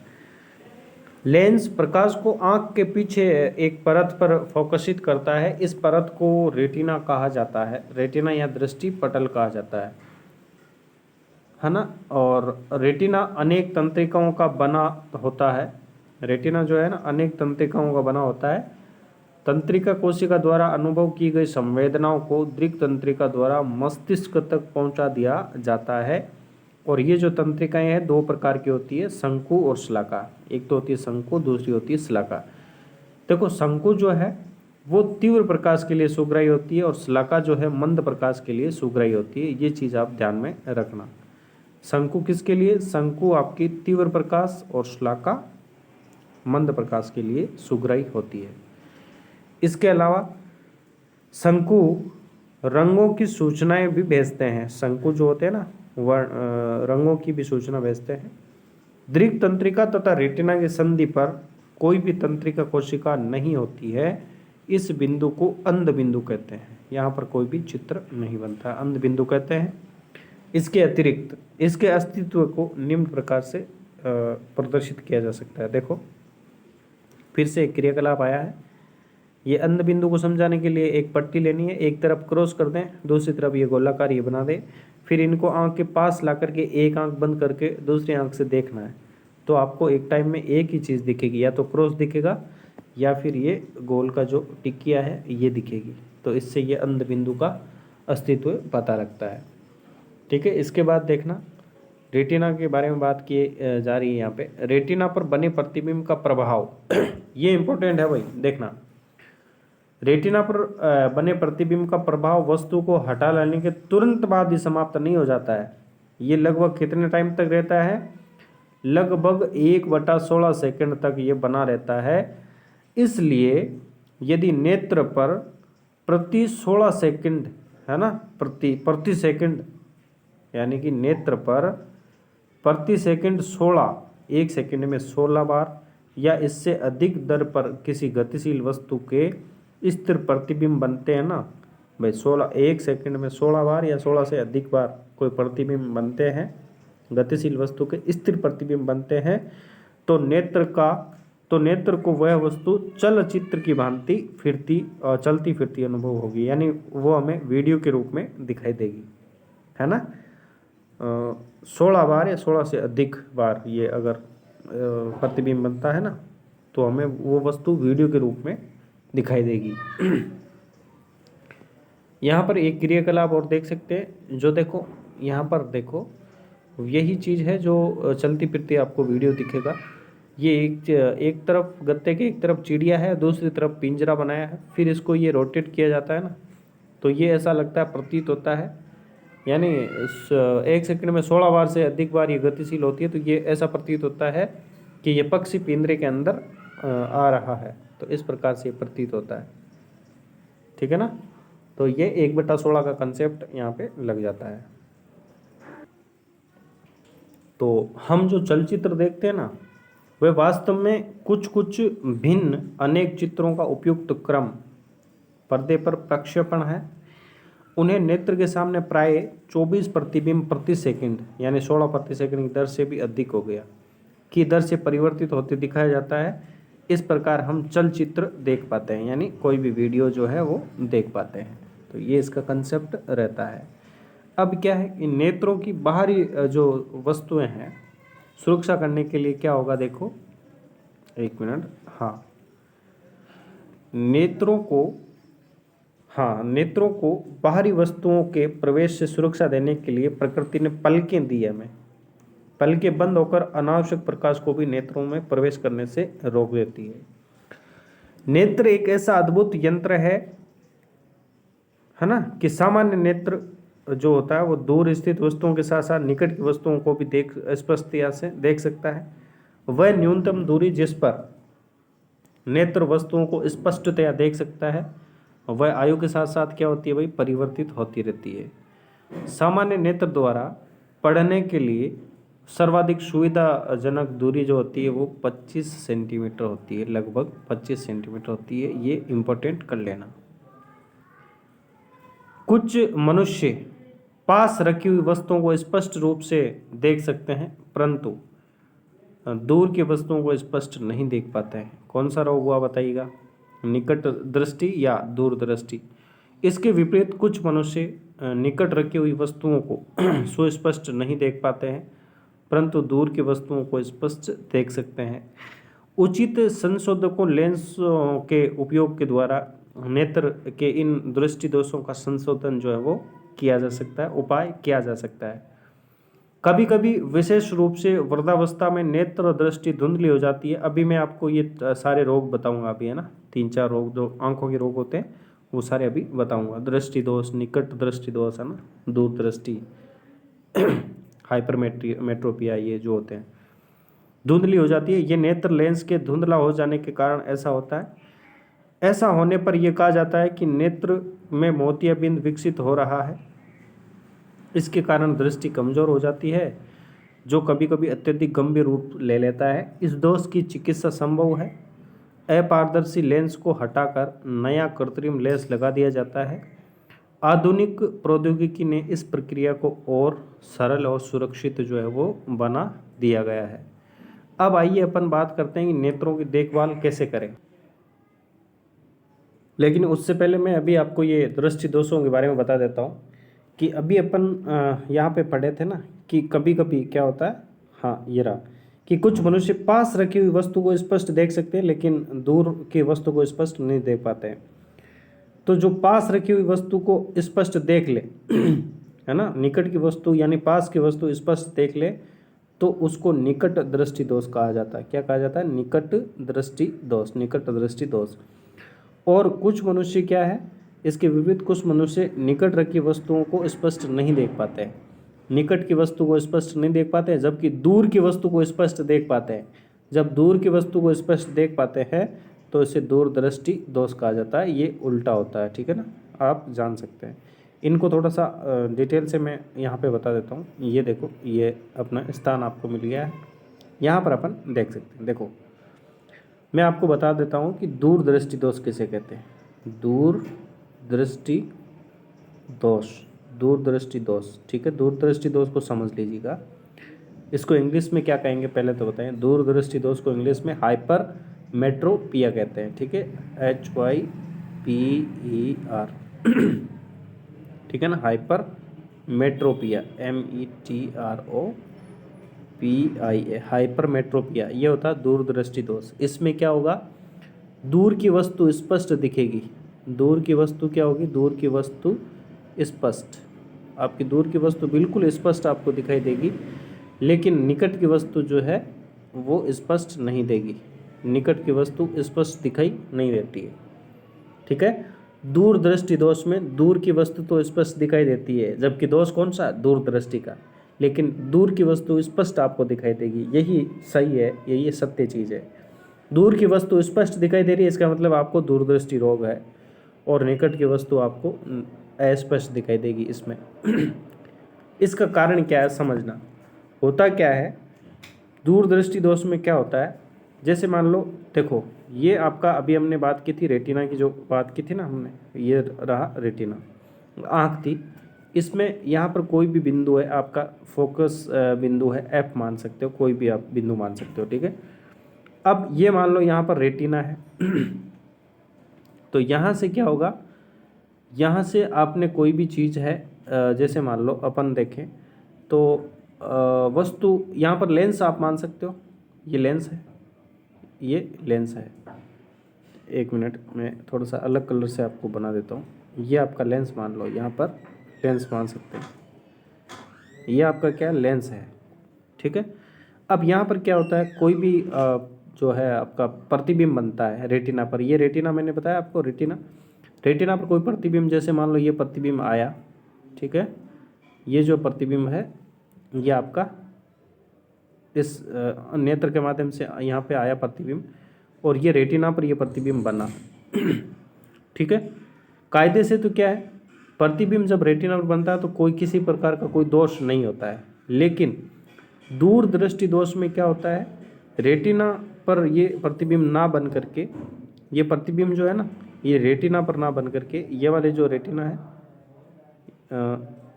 यहाँ पर ये रेटिना, यहाँ पर ये नहीं बनता। ये प्रतिबिंब कहाँ बनता है भाई, सीधा ये प्रतिबिंब यहाँ आता है सीधा, ये वाला जो फोकस बिंदु एफ बिंदु है ना, यहाँ पर आकर के ये बन जाता है। रेटिना से दूर जा कर के बन रहा है यहाँ पे, ये रेटिना है। रेटिना कहाँ है पता है आपको? रेटिना कहाँ है? ये रेटिना है, और इस रेटिना से ये दूर जा कर के यहाँ पर ये प्रतिबिंब बनता है। ये रेटिना है, इस रेटिना से दूर जा कर के प्रतिबिंब बनता है, इसलिए इस दोष को दूर दृष्टि दोष या हाइपरमेट्रोपिया कहते हैं है ना। जिसे अपन कह सकते हैं प्रतिबिंब जो है इस रेटिना के पीछे बन रहा है। कहाँ पे बन रहा है? पीछे बनता है रेटिना से दूर, यानी रेटिना से पीछे बनेगा। ठीक है, उम्मीद करता हूँ आप समझ चुके होंगे दूरदृष्टि दोष क्या होता है। रेटिना से पीछे बन जाता है, रेटिना पे नहीं बन करके रेटिना से दूर बनता है, इसलिए इसको दूरदृष्टि दोष कहा जाता है ना। इसमें क्या होता है, लेंस की जो फोकल दूरी है वो बढ़ जाती है। चलो ये पॉइंट कोई बात नहीं, फोकल दूरी आपको याद नहीं रहता है, ये गोलीय दर्पणों में ये उनमें आता है, यानी कुल मिलाकर के लेंस की शक्ति जो है वो कम हो जाती है। ये चीज़ आप ध्यान में रखें। तो सर इसका उपचार भी तो होता होगा? बिल्कुल उपचार होता है। तो दूरदृष्टि दोष के लिए उपचार के लिए कौन सा लेंस अपन यूज कर सकते हैं? कौन सा लेंस अपन यूज कर सकते? ठीक है ना, उत्तल लेंस यहाँ पे अपन यूज कर सकते हैं। कौन सा? उत्तल लेंस। ठीक है ना दूरदृष्टि दोष के निवारण के लिए उत्तल लेंस का उपयोग कर सकते हैं। उत्तल लेंस से बना हुआ चश्मा अपन लगा सकते हैं। ठीक है, ठीक इसी प्रकार से निकट दृष्टि दोष की बात मैं आपको बताता हूँ। निकट दृष्टि दोष में क्या होता है? निकट, देखो निकट, निकट का मतलब समझ रहे हो? रेटिना से निकट, रेटिना से पहले ही प्रतिबिंब बन जाएगा। सबसे पहले मैं लिखूँ आपको निकट दृष्टि दोष। निकट दृष्टि दोष इंग्लिश में इसको क्या कहते हैं? आजकल एग्जामिनर इंग्लिश में इसका नाम पूछने लग गया है, तो इसको मायोपिया कह सकते हैं। क्या कह सकते हैं? मायोपिया। मायोपिया, निकट दृष्टि दोष।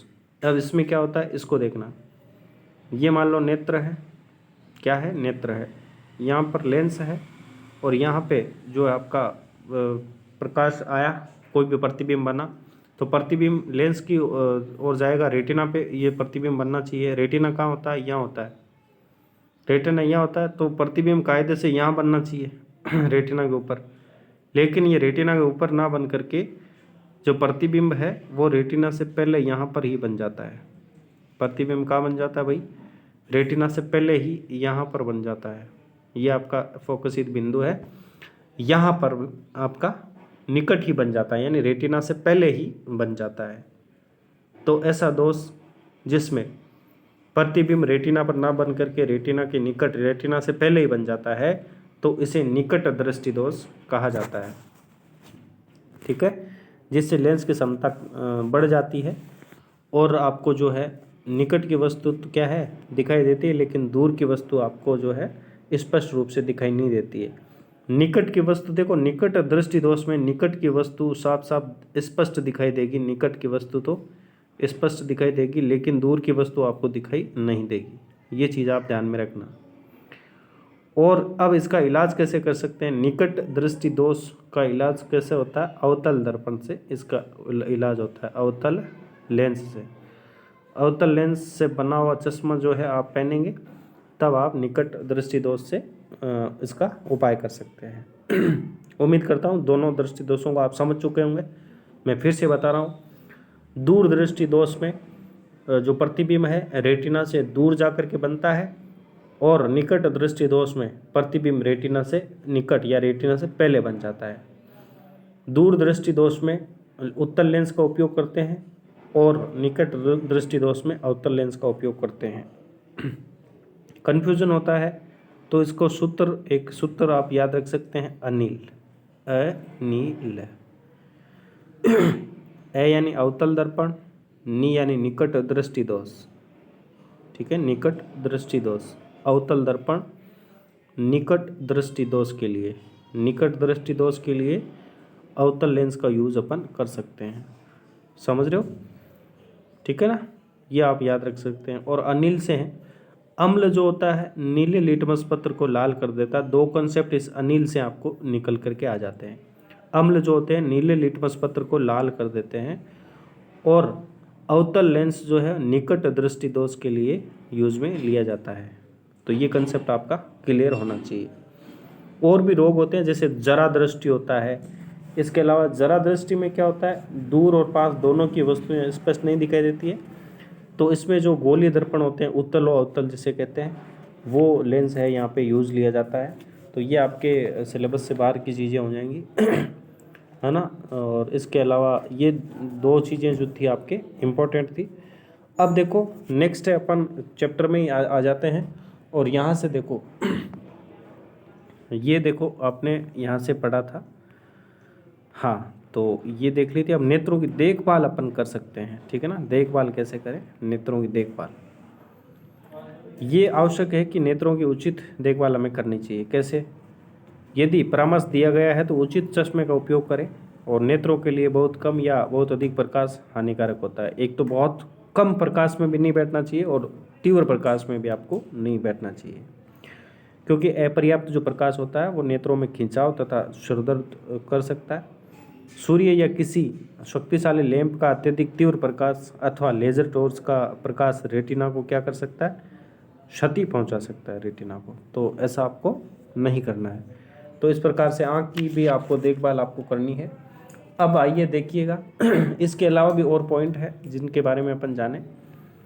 देखो अब क्या आप जानते हैं, इसको अपन थोड़ा सा बाद में देखेंगे। ये पॉइंट है, सूर्य या किसी शक्तिशाली प्रकाश स्रोत को कभी भी सीधा मत देखो। अपने नेत्रों को कभी मत रगड़ो, रगड़ना नहीं है। यदि आपके नेत्रों में कोई धूल का कण चला जाए, गिर जाए, तो नेत्रों को स्वच्छ या साफ जल से धोना है। यदि कोई सुधार नहीं हो रहा तो डॉक्टर के पास आइएगा। नेक्स्ट है, पठन सामग्री को सदैव दृष्टि की सामान्य दूरी पर रखकर आपको पढ़ना चाहिए। अपनी पुस्तक को नेत्रों के बहुत समीप लाकर अथवा उसे नेत्रों से बहुत दूर ले जाकर मत पढ़ना। कक्षा 6 में आपने संतुलित आहार के बारे में पढ़ा होगा। यदि भोजन में किसी अवयव का अभाव हो तो इससे नेत्रों को भी क्षति होती है। तो भोजन वही लें जो जिससे विटामिन ए की आपको पूर्ति हो जाए। विटामिन ए का अभाव नेत्रों के कारण नेत्रों में अनेक रोगों को जो है वो लिए उत्तरदायी होता है। इनमें सबसे अधिक सामान्य रोग कौन सा होता है, आपका रतौंधी होता है, जीरोप्थीलिया वगैरह, ये सारे रोग होते हैं। इसलिए हमें अपने आहार में विटामिन ए युक्त अवयवों को सम्मिलित करना चाहिए। अब कौन कौन से होते हैं जिनसे विटामिन ए मिलता है, एक तो होती है आपकी कच्ची गाजर, फूल गोभी भी हो सकती है, फूल गोभी है ना, तथा हरी सब्जियां हैं जैसे पालक वगैरह होती है। कोड लीवर तेल है, इनमें विटामिन ए जो है वो प्रचुर मात्रा में होता है। और अंडे, दूध, दही, पनीर, मक्खन, फल जैसे आम, पपीता, ये विटामिन ए से भरपूर होते हैं। तो ये चीज़ें आपको खानी चाहिए। इसके बाद अपन देखें कि चाक्षुष विकृति वाले व्यक्ति पढ़ लिख सकते हैं। चाक्षुष विकृति वाले समझ रहे हैं ना, जिनको दिखाई नहीं देता है, जो जिन्हें मतलब दृष्टिहीन अपन कह सकते हैं, दृष्टिहीन या चक्षु विकलांगता जिसे कह सकते हैं, वो कैसे पढ़ सकते हैं। जिनको दृष्टि नहीं है फिर भी वो पढ़ सकते हैं, तो वो कैसे पढ़ सकते हैं उनके बारे में। कुछ व्यक्ति जिनमें सभी जैसे मान लो बच्चे भी सम्मिलित है, जिनमें बच्चे भी जो है वो सम्मिलित होते हैं। चाक्षुषी यानी दृष्टि संबंधी जो समस्या होती है, अक्षम होते हैं, पीड़ित होते हैं, उनकी वस्तुओं को देखने के लिए सीमित दृष्टि होती है। कुछ व्यक्ति जन्म से ही बिल्कुल नहीं देख पाते हैं। कुछ व्यक्ति ऐसे होते हैं जो बिल्कुल जन्म से नहीं देख पाते हैं। कुछ व्यक्ति किसी बीमारी या चोट के कारण अपनी दृष्टि को खो देते हैं। ऐसे व्यक्ति स्पर्श द्वारा अथवा ध्वनियों को ध्यानपूर्वक सुनकर वस्तुओं को पहचानने का प्रयास करते हैं। वे अपनी दूसरी ज्ञानेंद्रियों को और अधिक विकसित कर लेते हैं, तथापि अतिरिक्त संसाधन उन्हें अपनी क्षमताओं को और अधिक विकसित करने में सक्षम बना सकते हैं। तो इसमें देखो एक तितली की अपन ने एक छोड़ दिया था ऊपर, संकुश लाका वाला, ये आप देखें, पढ़ लेना इसको। देखना कि जंतुओं के नेत्र विभिन्न आकृतियों के होते हैं। केकड़े के नेत्र बहुत छोटे होते हैं, परंतु इसके द्वारा केकड़ा चारों ओर देख सकता है। नेत्र छोटे होते हैं लेकिन चारों तरफ वो देख पाता है।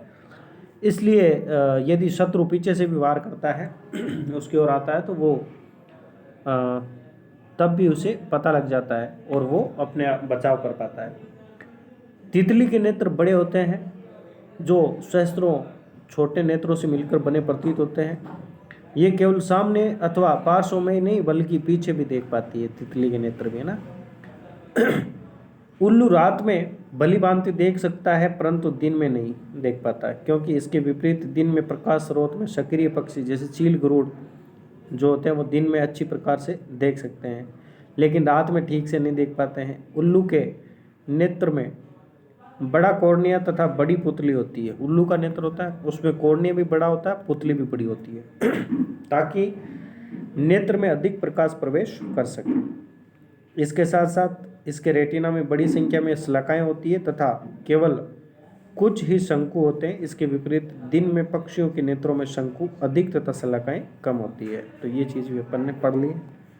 नेक्स्ट है चक्षुष विकृति वाले व्यक्तियों के लिए अप्रकाशिक साधन तथा प्रकाशिक साधन कौन कौन से हो सकते हैं, ये चीज़ें यहाँ पे दे रखी है, तो इनको आप पढ़ें।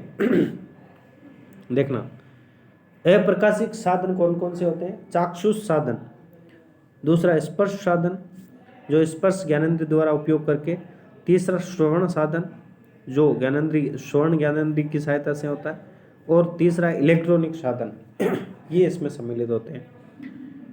तो चाक्षुष साधन कौन कौन से होते हैं, ये शब्दों को आवर्धित कर सकते हैं। चाक्षुष साधन जो है ना, शब्दों को आवर्धित कर सकते हैं और उचित तीव्रता का प्रकाश प्रदान कर सकते हैं तथा सामग्री को उचित दूरी पर जुटा सकते हैं।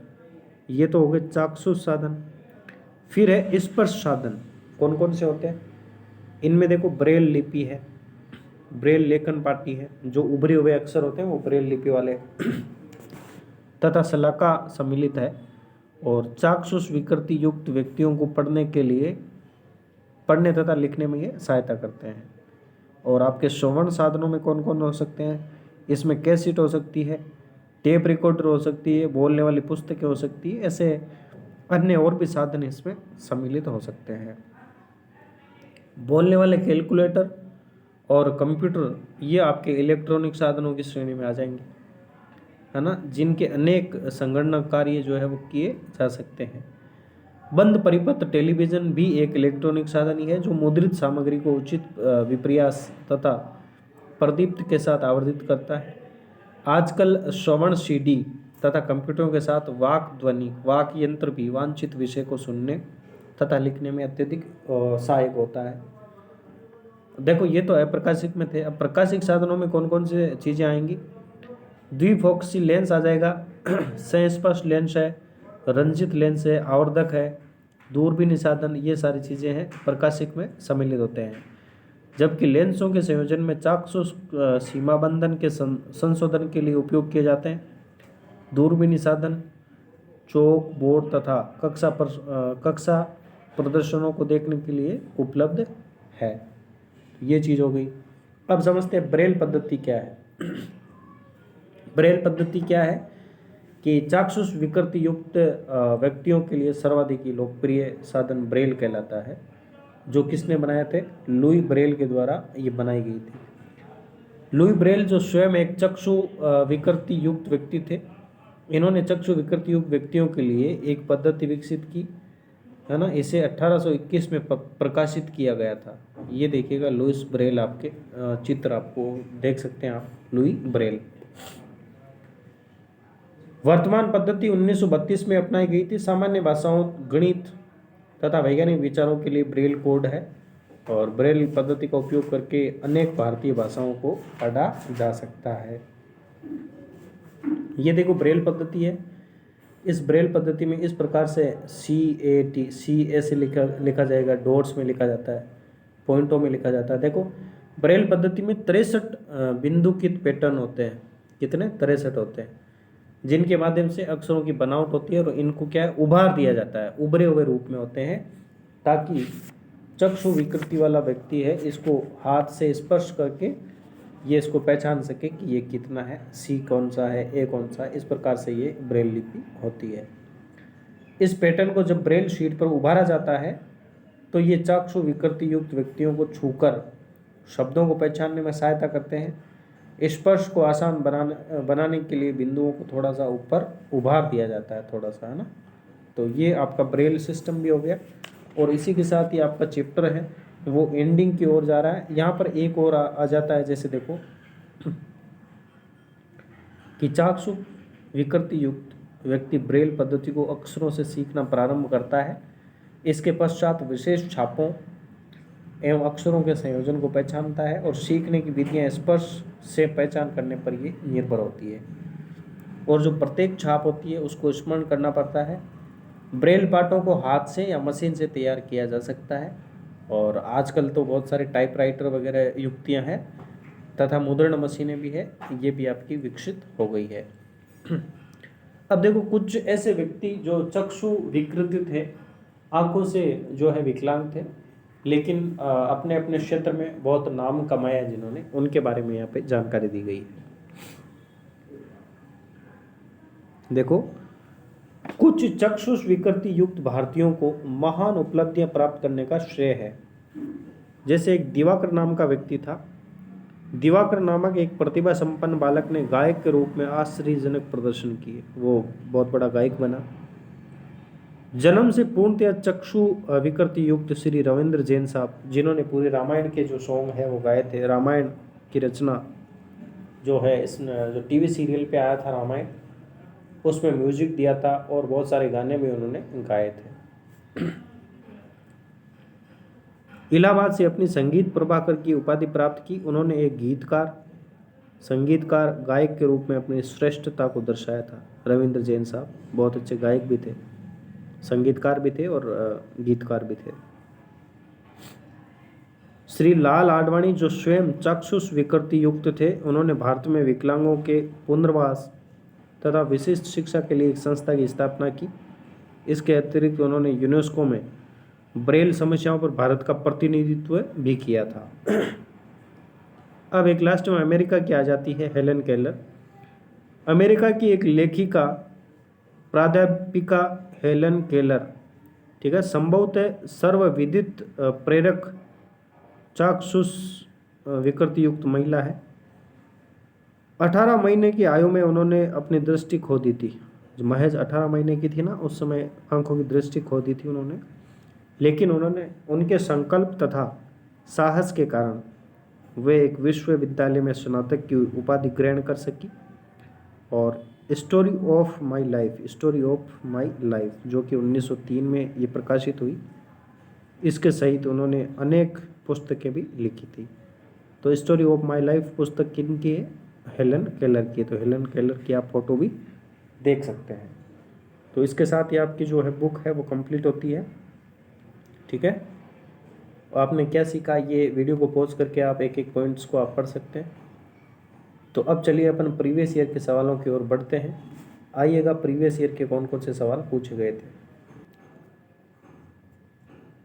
तो प्यारे साथियों, प्रीवियस ईयर के सवालों से पहले अगर आपको वीडियो अच्छा लग रहा है तो चैनल को सब्सक्राइब जरूर कर लें और वीडियो को लाइक कर दें और कमेंट करके बताएं कि वीडियो कैसा लग रहा है, और ज़्यादा से ज़्यादा संख्या में इसको शेयर भी आप करें।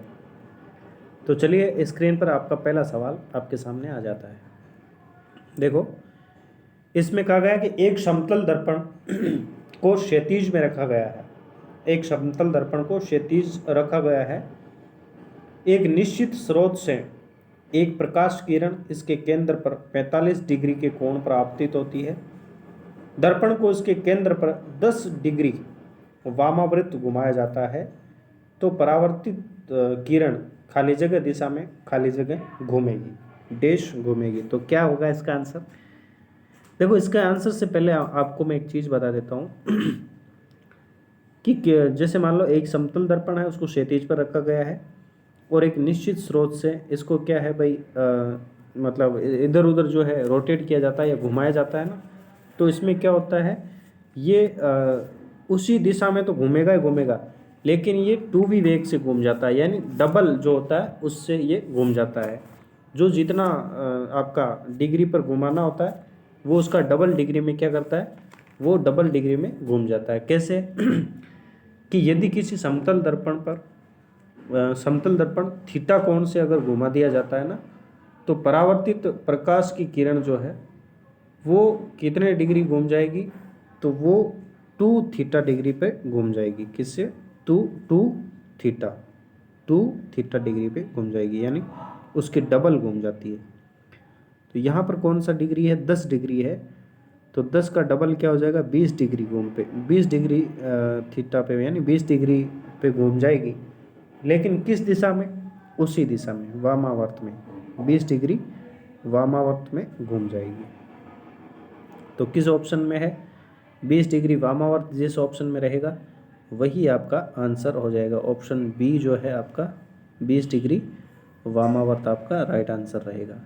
ठीक है, तो ये ऑप्शन बी जो है आपका राइट आंसर है, इसको आप पढ़ सकते हैं। नेक्स्ट क्वेश्चन आपके स्क्रीन पर है, देखो ये आपका क्वेश्चन रहेगा। यहाँ पे कुछ जानकारी दी गई है, इसको पढ़ें, फिर उसके बाद आपको जो तीनों क्वेश्चंस हैं वो आपको देने हैं। देखो जो हिंदी में और इंग्लिश में अनसीन पैसेज आते हैं, पैराग्राफ आते हैं, उसके हिसाब से जो प्रश्न आते हैं ना, वही वाला यहाँ पर है। तो एक पैराग्राफ दिया है और उसके बाद 3 सवाल आपसे पूछे जाएंगे इस पैराग्राफ से।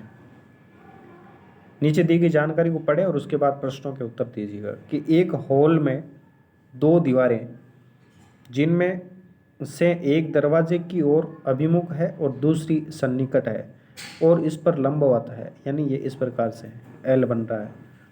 समतल दर्पणों से ये ढकी हुई है, ये समतल दर्पणों से क्या भाई, ढकी हुई है। पूनम ने दरवाजे से प्रवेश किया और अपने सम्मुख वाले दर्पण से 4 मीटर की दूरी पर खड़ी है।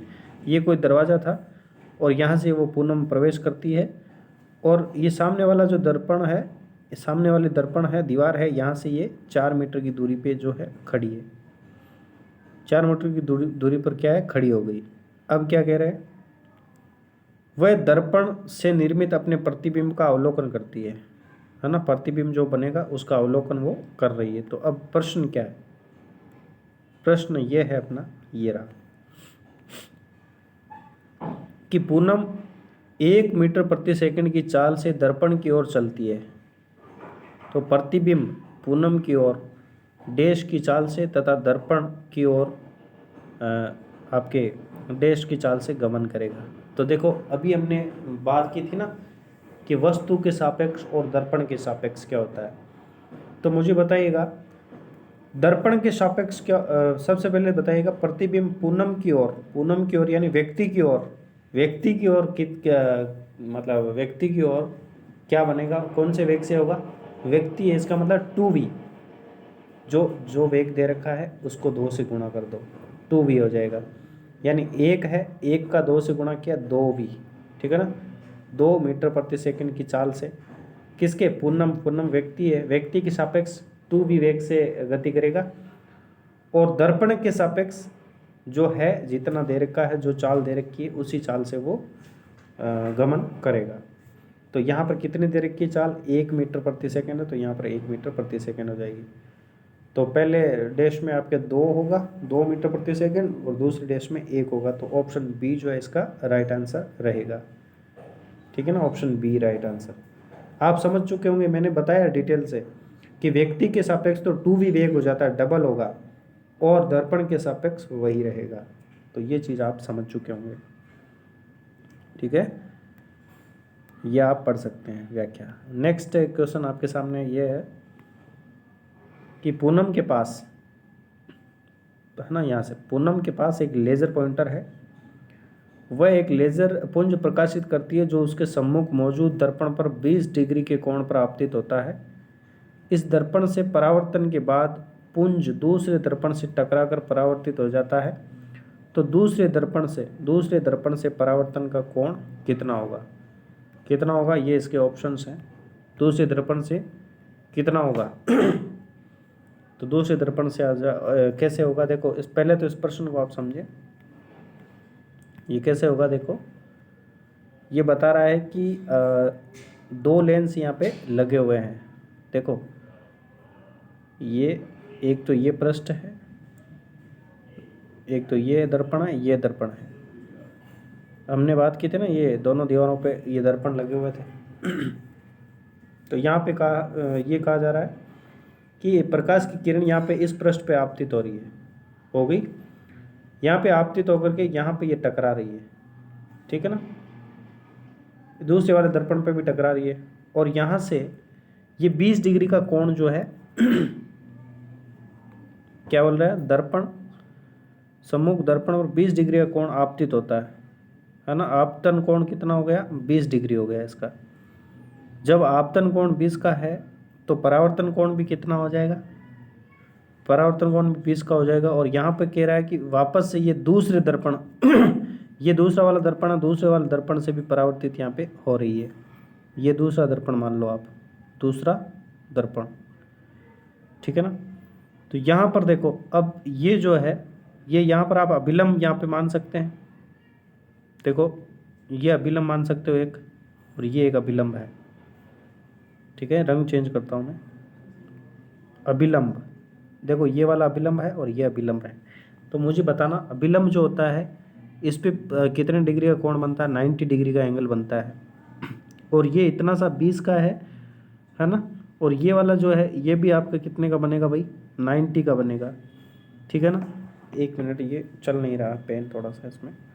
तो इसमें देखो ये 90 का बनता है और ये 90 का बनता है। तो ये वाला जो है, ये वाला कोण आपका 70 बन जाएगा। और त्रिभुज के जो तीनों कोण होते हैं ना, ये वाला देखो ट्रायंगल बन रहा है, ये 90 का बनता है और ये 20 का बनता है। त्रिभुज के तीनों कोणों का योग 180 होना चाहिए। ये 20 है तो ये आपका 70 नहीं बनेगा क्या। ये वाला जो है आपका, एक मिनट, यहाँ पर ये वाला जो कोण है, ये वाला, ये आपका 70 डिग्री का बन जाएगा। क्यों बनेगा, क्योंकि इनका 180 योग होना चाहिए। तो 90 और 90 180 हो जाएगा। मतलब परावर्तित कोण जो है, ये आपतित कोण है 70 डिग्री होगा, तो परावर्तन का कोण भी कितना हो जाएगा, ये भी 70 हो जाएगी। क्योंकि आपतन कोण और परावर्तन कोण दोनों जो होते हैं वो क्या होते हैं भाई, बराबर होते हैं। तो जब ये वाला 70 है तो ये भी 70 हो जाएगा। आपतन कोण जब 70 है तो परावर्तन कोण भी 70 डिग्री का हो जाएगा। तो यही चीज़ यहाँ पे बता रखी है। तो ऑप्शन ए अपना है वो राइट आंसर हो जाएगा। ऑप्शन ए अपना जो है राइट आंसर हो जाएगा। देखो इसको और डिटेल से इस प्रकार से भी आप समझ सकते हो। ठीक है ना। कैसे, देखो यहाँ से ये परावर्तित किरण हुई है ना, तो आपतित किरण है, पहले ये आपतित किरण आई है और ये परावर्तित हो गई दूसरे वाले पृष्ठ पे, ठीक है। तो ये जो है कितने डिग्री का कोण पे आपतित हो रही थी, 20 डिग्री पे हो रही थी। तो आपतन कोण 20 है तो परावर्तन कोण भी आपका 20 हो गया। अब यहाँ पे ये ट्रायंगल बन रहा है तो ये 90 डिग्री का एंगल हो गया था। और ये जब 90 डिग्री का है तो आपको पता है कि जो है, देखो ये इतना, ये वाला भी 90 का है, ये 90 का है और ये इतना सा 20 का है। तो ये वाला जो है 70 का हो गया। ये वाला कितने का हो गया, 70 का हो गया। अब देखो 70 और 90 है और इसको ये 20 करना है, मतलब 180 करना, तो ये वाला 20 का हो जाएगा। अब देखना ये वाला जो है ये 90 डिग्री है, 90 डिग्री एंगल है। और यहाँ पर 90 डिग्री में आपको ये वाला जो है, देखो ये अभिलंब है और ये पूरा का पूरा कोण 90 डिग्री का है। इस 90 में से ये इतना सा ये कोण ये 20 का है, तो 90 में से 20 माइनस किया तो बचा कौन सा, 70 डिग्री बचा ना, 70 डिग्री। 70 डिग्री आपतन कोण है तो परावर्तन कोण भी कितना हो जाएगा, 70 डिग्री ही परावर्तन कोण हो जाएगा। समझ रहे हैं, क्योंकि परावर्तन कोण और आपतन कोण बराबर होता है, तो इस प्रकार से ये 70 डिग्री हो जाएगा। नेक्स्ट अपन बात कर लेते हैं। ये क्वेश्चन रहा आपका थर्ड। उसके सम्मुख वाले दर्पण द्वारा प्रतिबिंब, निर्मित प्रतिबिंब कैसा होगा, किसके सम्मुख, पूनम के सम्मुख वाला। आप सभी को पता है ना पूनम कितनी दूरी पे खड़ी थी, 4 जो है 4 मीटर दूरी पे ये खड़ी हुई है। देखना ये 4 मीटर दूरी पे खड़ी है ना, दर्पण के 4 मीटर दूरी पर खड़ी है। तो प्रश्न क्या है कि उसके सम्मुख वाले दर्पण पर निर्मित प्रतिबिंब कैसा होगा, इसके सामने वाला जो दर्पण है वो कैसा होगा, है ना, प्रतिबिंब कैसा होगा।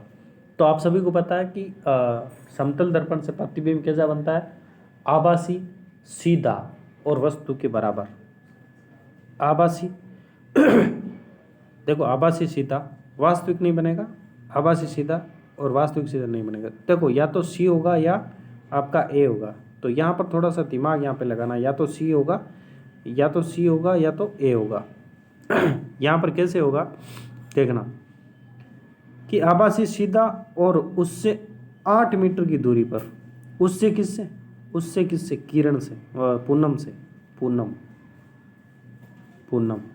देखो ये मान लो आपकी पूनम खड़ी है, दर्पण खड़ा है, दर्पण है और ये पूनम है, ये पूनम है। तो ये पूनम और दर्पण के बीच की दूरी 4 थी।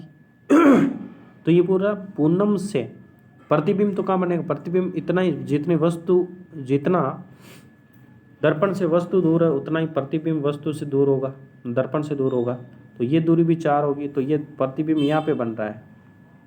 तो ये दूरी कितनी हुई देखना, 4 हुई ना, पहले 4 है, फिर उसके बाद कितने हैं, देखो ये वाली 4 और ये वाली 4, ये दर्पण तक ये दूरी कितनी हो गई, ये पूरी 8 हो गई है। तो उससे किससे, पूनम से कितनी हुई, पूनम से तो ये दूरी 8 ही हो गई ना। तो इसका राइट आंसर ए ऑप्शन है अपना, वो राइट आंसर रहेगा। ए अपना आंसर है ना, वो राइट आंसर रहेगा। क्यों रहेगा, क्योंकि ये पूनम तक की दूरी पूछी, पूनम और दर्पण के बीच की दूरी पूछी, पूनम और प्रतिबिंब के बीच की दूरी यहाँ पे दी हुई है। तो ये 4 तो, ये जैसे मान लो फिर से समझाता हूँ, ये दर्पण है, ये पूनम खड़ी है, ठीक है, पूनम खड़ी है, ये पूनम और दर्पण की दूरी 4 है, और आपका प्रतिबिंब बनेगा दर्पण से उतनी दूरी पे बनेगा, ये प्रतिबिंब बनेगा, ये भी 4 है। तो उससे यानी पूनम से ये 4 है और ये 4 है, तो 4 और 4 दोनों मिला करके ये दूरी हो गई 8 मीटर की दूरी हो गई। तो ऑप्शन कौन सा सही जाएगा, ऑप्शन ए अपना है राइट आंसर रहेगा। उम्मीद करता हूँ आप सभी समझ चुके होंगे। ये आप व्याख्या भी आप देख सकते हैं। नेक्स्ट है, अब देखो ये वो ऊपर के 4 सवाल थे वो 2022 में पूछे गए थे, एनवीएस लेब अटेंडेंट 2022 में, और ये एक सवाल है, ये एनवीएस लेब अटेंडेंट 2017 में पूछा गया सवाल है, 17-18 वाला।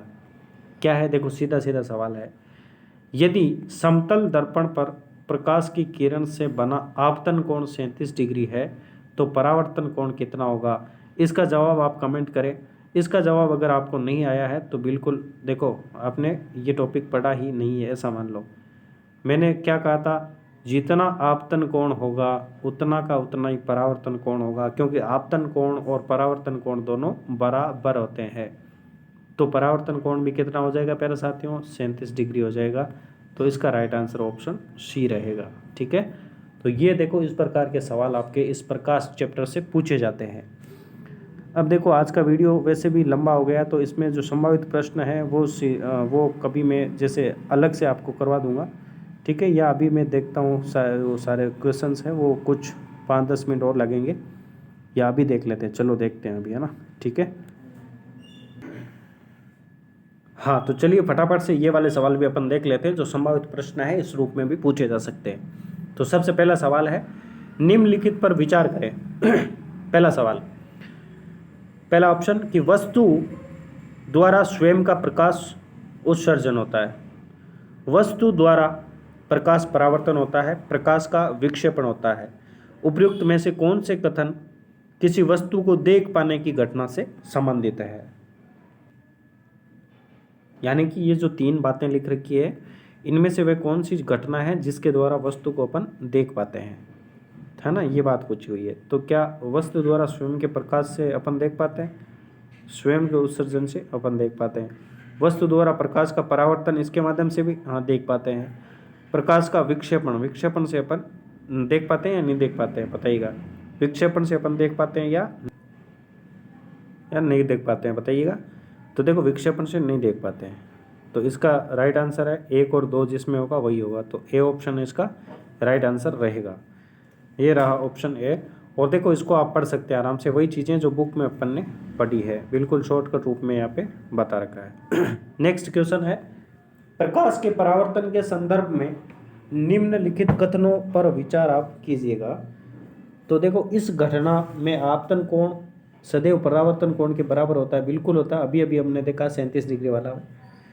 दूसरा, आपतित किरण, परावर्तित किरण तथा आपतन बिंदु पर खींचा गया अभिलंब, ये तीनों एक ही तल में होते हैं, तो बिल्कुल ये बात भी सही है। तो दोनों चीज़ें यहाँ पे सही है। तो कौन सा सही है, तो इसमें 1 और 2 दोनों सही है, ऑप्शन सी आपका राइट आंसर रहेगा। नेक्स्ट क्वेश्चन आपके सामने, निम्नलिखित में से नेत्रों का कौन सा भाग नेत्र के विशिष्ट रंग के लिए उत्तरदायी होता है, ये आप बताइएगा मुझे। देखो परितारी का आइरिस, मैंने कहा था ना विशिष्ट रंग के लिए उत्तरदायी होता है, वेरी वेरी इंपॉर्टेंट होता है, और ये प्रकाश को भी नियंत्रित करता है, आंख में प्रवेश करने वाले प्रकाश को भी नियंत्रित करता है। ये व्याख्या आप पढ़ सकते हैं वीडियो को पॉज करके। ठीक है, नेक्स्ट आपका सवाल है चौथा, 4 नंबर सवाल है, रेटिना के संदर्भ में निम्नलिखित कथनों पर विचार करें। ये अनेक तंत्रिकाओं की बनी होती है, बिल्कुल बनी होती है। अंध बिंदु रेटिना तथा दृक तंत्रिका की संधि पर उपस्थित होता है, बिल्कुल होता है। इस पर बने प्रतिबिंब का प्रभाव वस्तु को हटा लेने के तुरंत बाद ही समाप्त हो जाता है। नहीं नहीं, तुरंत बाद नहीं होता है, 1/16 वाला कंसेप्ट है यहाँ पे। ठीक है ना, तो ये नहीं होता है। तो 3 नंबर आपका गलत रहेगा। कौन सा सही है? तो पहला और दूसरा, पहला और, तो क्या पूछ रहा है, कौन से सही है? तो कौन से सही रहेंगे इसमें? आपका पहला, दूसरा और देखो एक मिनट क्या है कि उपयुक्त कथनों में से कौन से सही है। ये अनेक तंत्रिकाओं से बना होता है, तो बिल्कुल ये सही है, पहला सही है, दूसरा सही है। हाँ, तो ये भी ठीक है क्योंकि तुरंत ही समाप्त नहीं होता है, 1/16 सेकंड तक बना रहता है, तो ये बात भी ठीक है। तो तीनों चीज़ें जो है आपकी सही हो जाती है। तो ऑप्शन डी जो है इसका राइट आंसर अपना रहेगा। ठीक है, तो अब देखें आप इसको, इसकी व्याख्या आप देख सकते हैं। क्वेश्चन नंबर 5 अपन देखें, मानव नेत्र के संदर्भ में निम्नलिखित कथनों पर विचार करें। सामान्य नेत्र दूर रखी वस्तुओं के साथ साथ निकट रखी वस्तुओं को भी स्पष्टतया देख सकता है, बिल्कुल देख सकता है। वह न्यूनतम दूरी जिस पर नेत्र वस्तुओं को स्पष्टतया देख सकता है आयु के साथ साथ परिवर्तित होती रहती है। ये बात भी आपकी ठीक है। नेक्स्ट है, मोतियाबिंद नेत्र का लेंस धुंधला हो जाने के कारण होता है, बिल्कुल ये भी ठीक बात है। तो 1, 2 और 3 जो है ऑप्शन डी जो है ये राइट आंसर रहेगा, ये सत्य बात है। ठीक है, नेक्स्ट देखें अपन, तो देखो इसकी व्याख्या देख लेना आप। क्वेश्चन नंबर 6 देखिएगा, ब्रेल सिस्टम निम्नलिखित में से किससे संबंधित है? तो ब्रेल सिस्टम हमने पढ़ा था चक्षु विकृति से संबंधित है, इसमें कोई दिक्कत आपको नहीं होनी चाहिए। ऑप्शन सी राइट आंसर रहेगा। और आज का अपना लास्ट जो है सवाल, अपना लास्ट सवाल देखें, देखो इसकी व्याख्या भी आप देख सकते हो। 63 बिंदु होते हैं, ये ध्यान में रखना। आज का अपना लास्ट सवाल है, जंतुओं के नेत्र विभिन्न आकृति के होते हैं तथा विभिन्न विशेषताएं रखते हैं। इन विशेषताओं के संदर्भ में निम्नलिखित कथनों पर आप विचार करें। पहला ऑप्शन है आपका, केकड़े के नेत्र बहुत छोटे होते हैं तथा परंतु वे चारों ओर देख पाते हैं, बिल्कुल ठीक बात है। तितली के नेत्र बड़े होते हैं परंतु सहस्त्रों छोटे नेत्रों से यानी हजारों छोटे नेत्रों से मिलकर बने होते हैं, तो ये बात भी ठीक है। नेक्स्ट है, उल्लू के नेत्र में बड़ा कॉर्निया तथा बड़ी पुतली होती है, अभी हमने लास्ट में पढ़ा था, वो तितली वाला चित्र था उसमें, और ताकि नेत्र में अधिक प्रकाश प्रवेश कर सके। तो तीनों ही बातें यहाँ पर ठीक है। तो इसका राइट आंसर 1, 2 और 3 हो जाएगा। 1, 2 और 3 कौन से सही है? तो 1, 2, 3 यानी ऑप्शन डी जो है आपका राइट आंसर है। ये इसकी आप व्याख्या देख सकते हैं। ठीक है, तो प्यारे साथियों, इस प्रकार से हमने प्रकाश टॉपिक है वो पूरा किया है। और वीडियो आपको वास्तव में अच्छा लगा हो तो चैनल को आप सब्सक्राइब जरूर करें। वीडियो को लाइक करना और कमेंट करके बताना कैसा लगा। ठीक है, और वीडियो में अंत तक बने रहने के लिए आप सभी का बहुत बहुत धन्यवाद। आप सभी को happy Krishna Janmashtami. Thank you प्यारे बच्चों।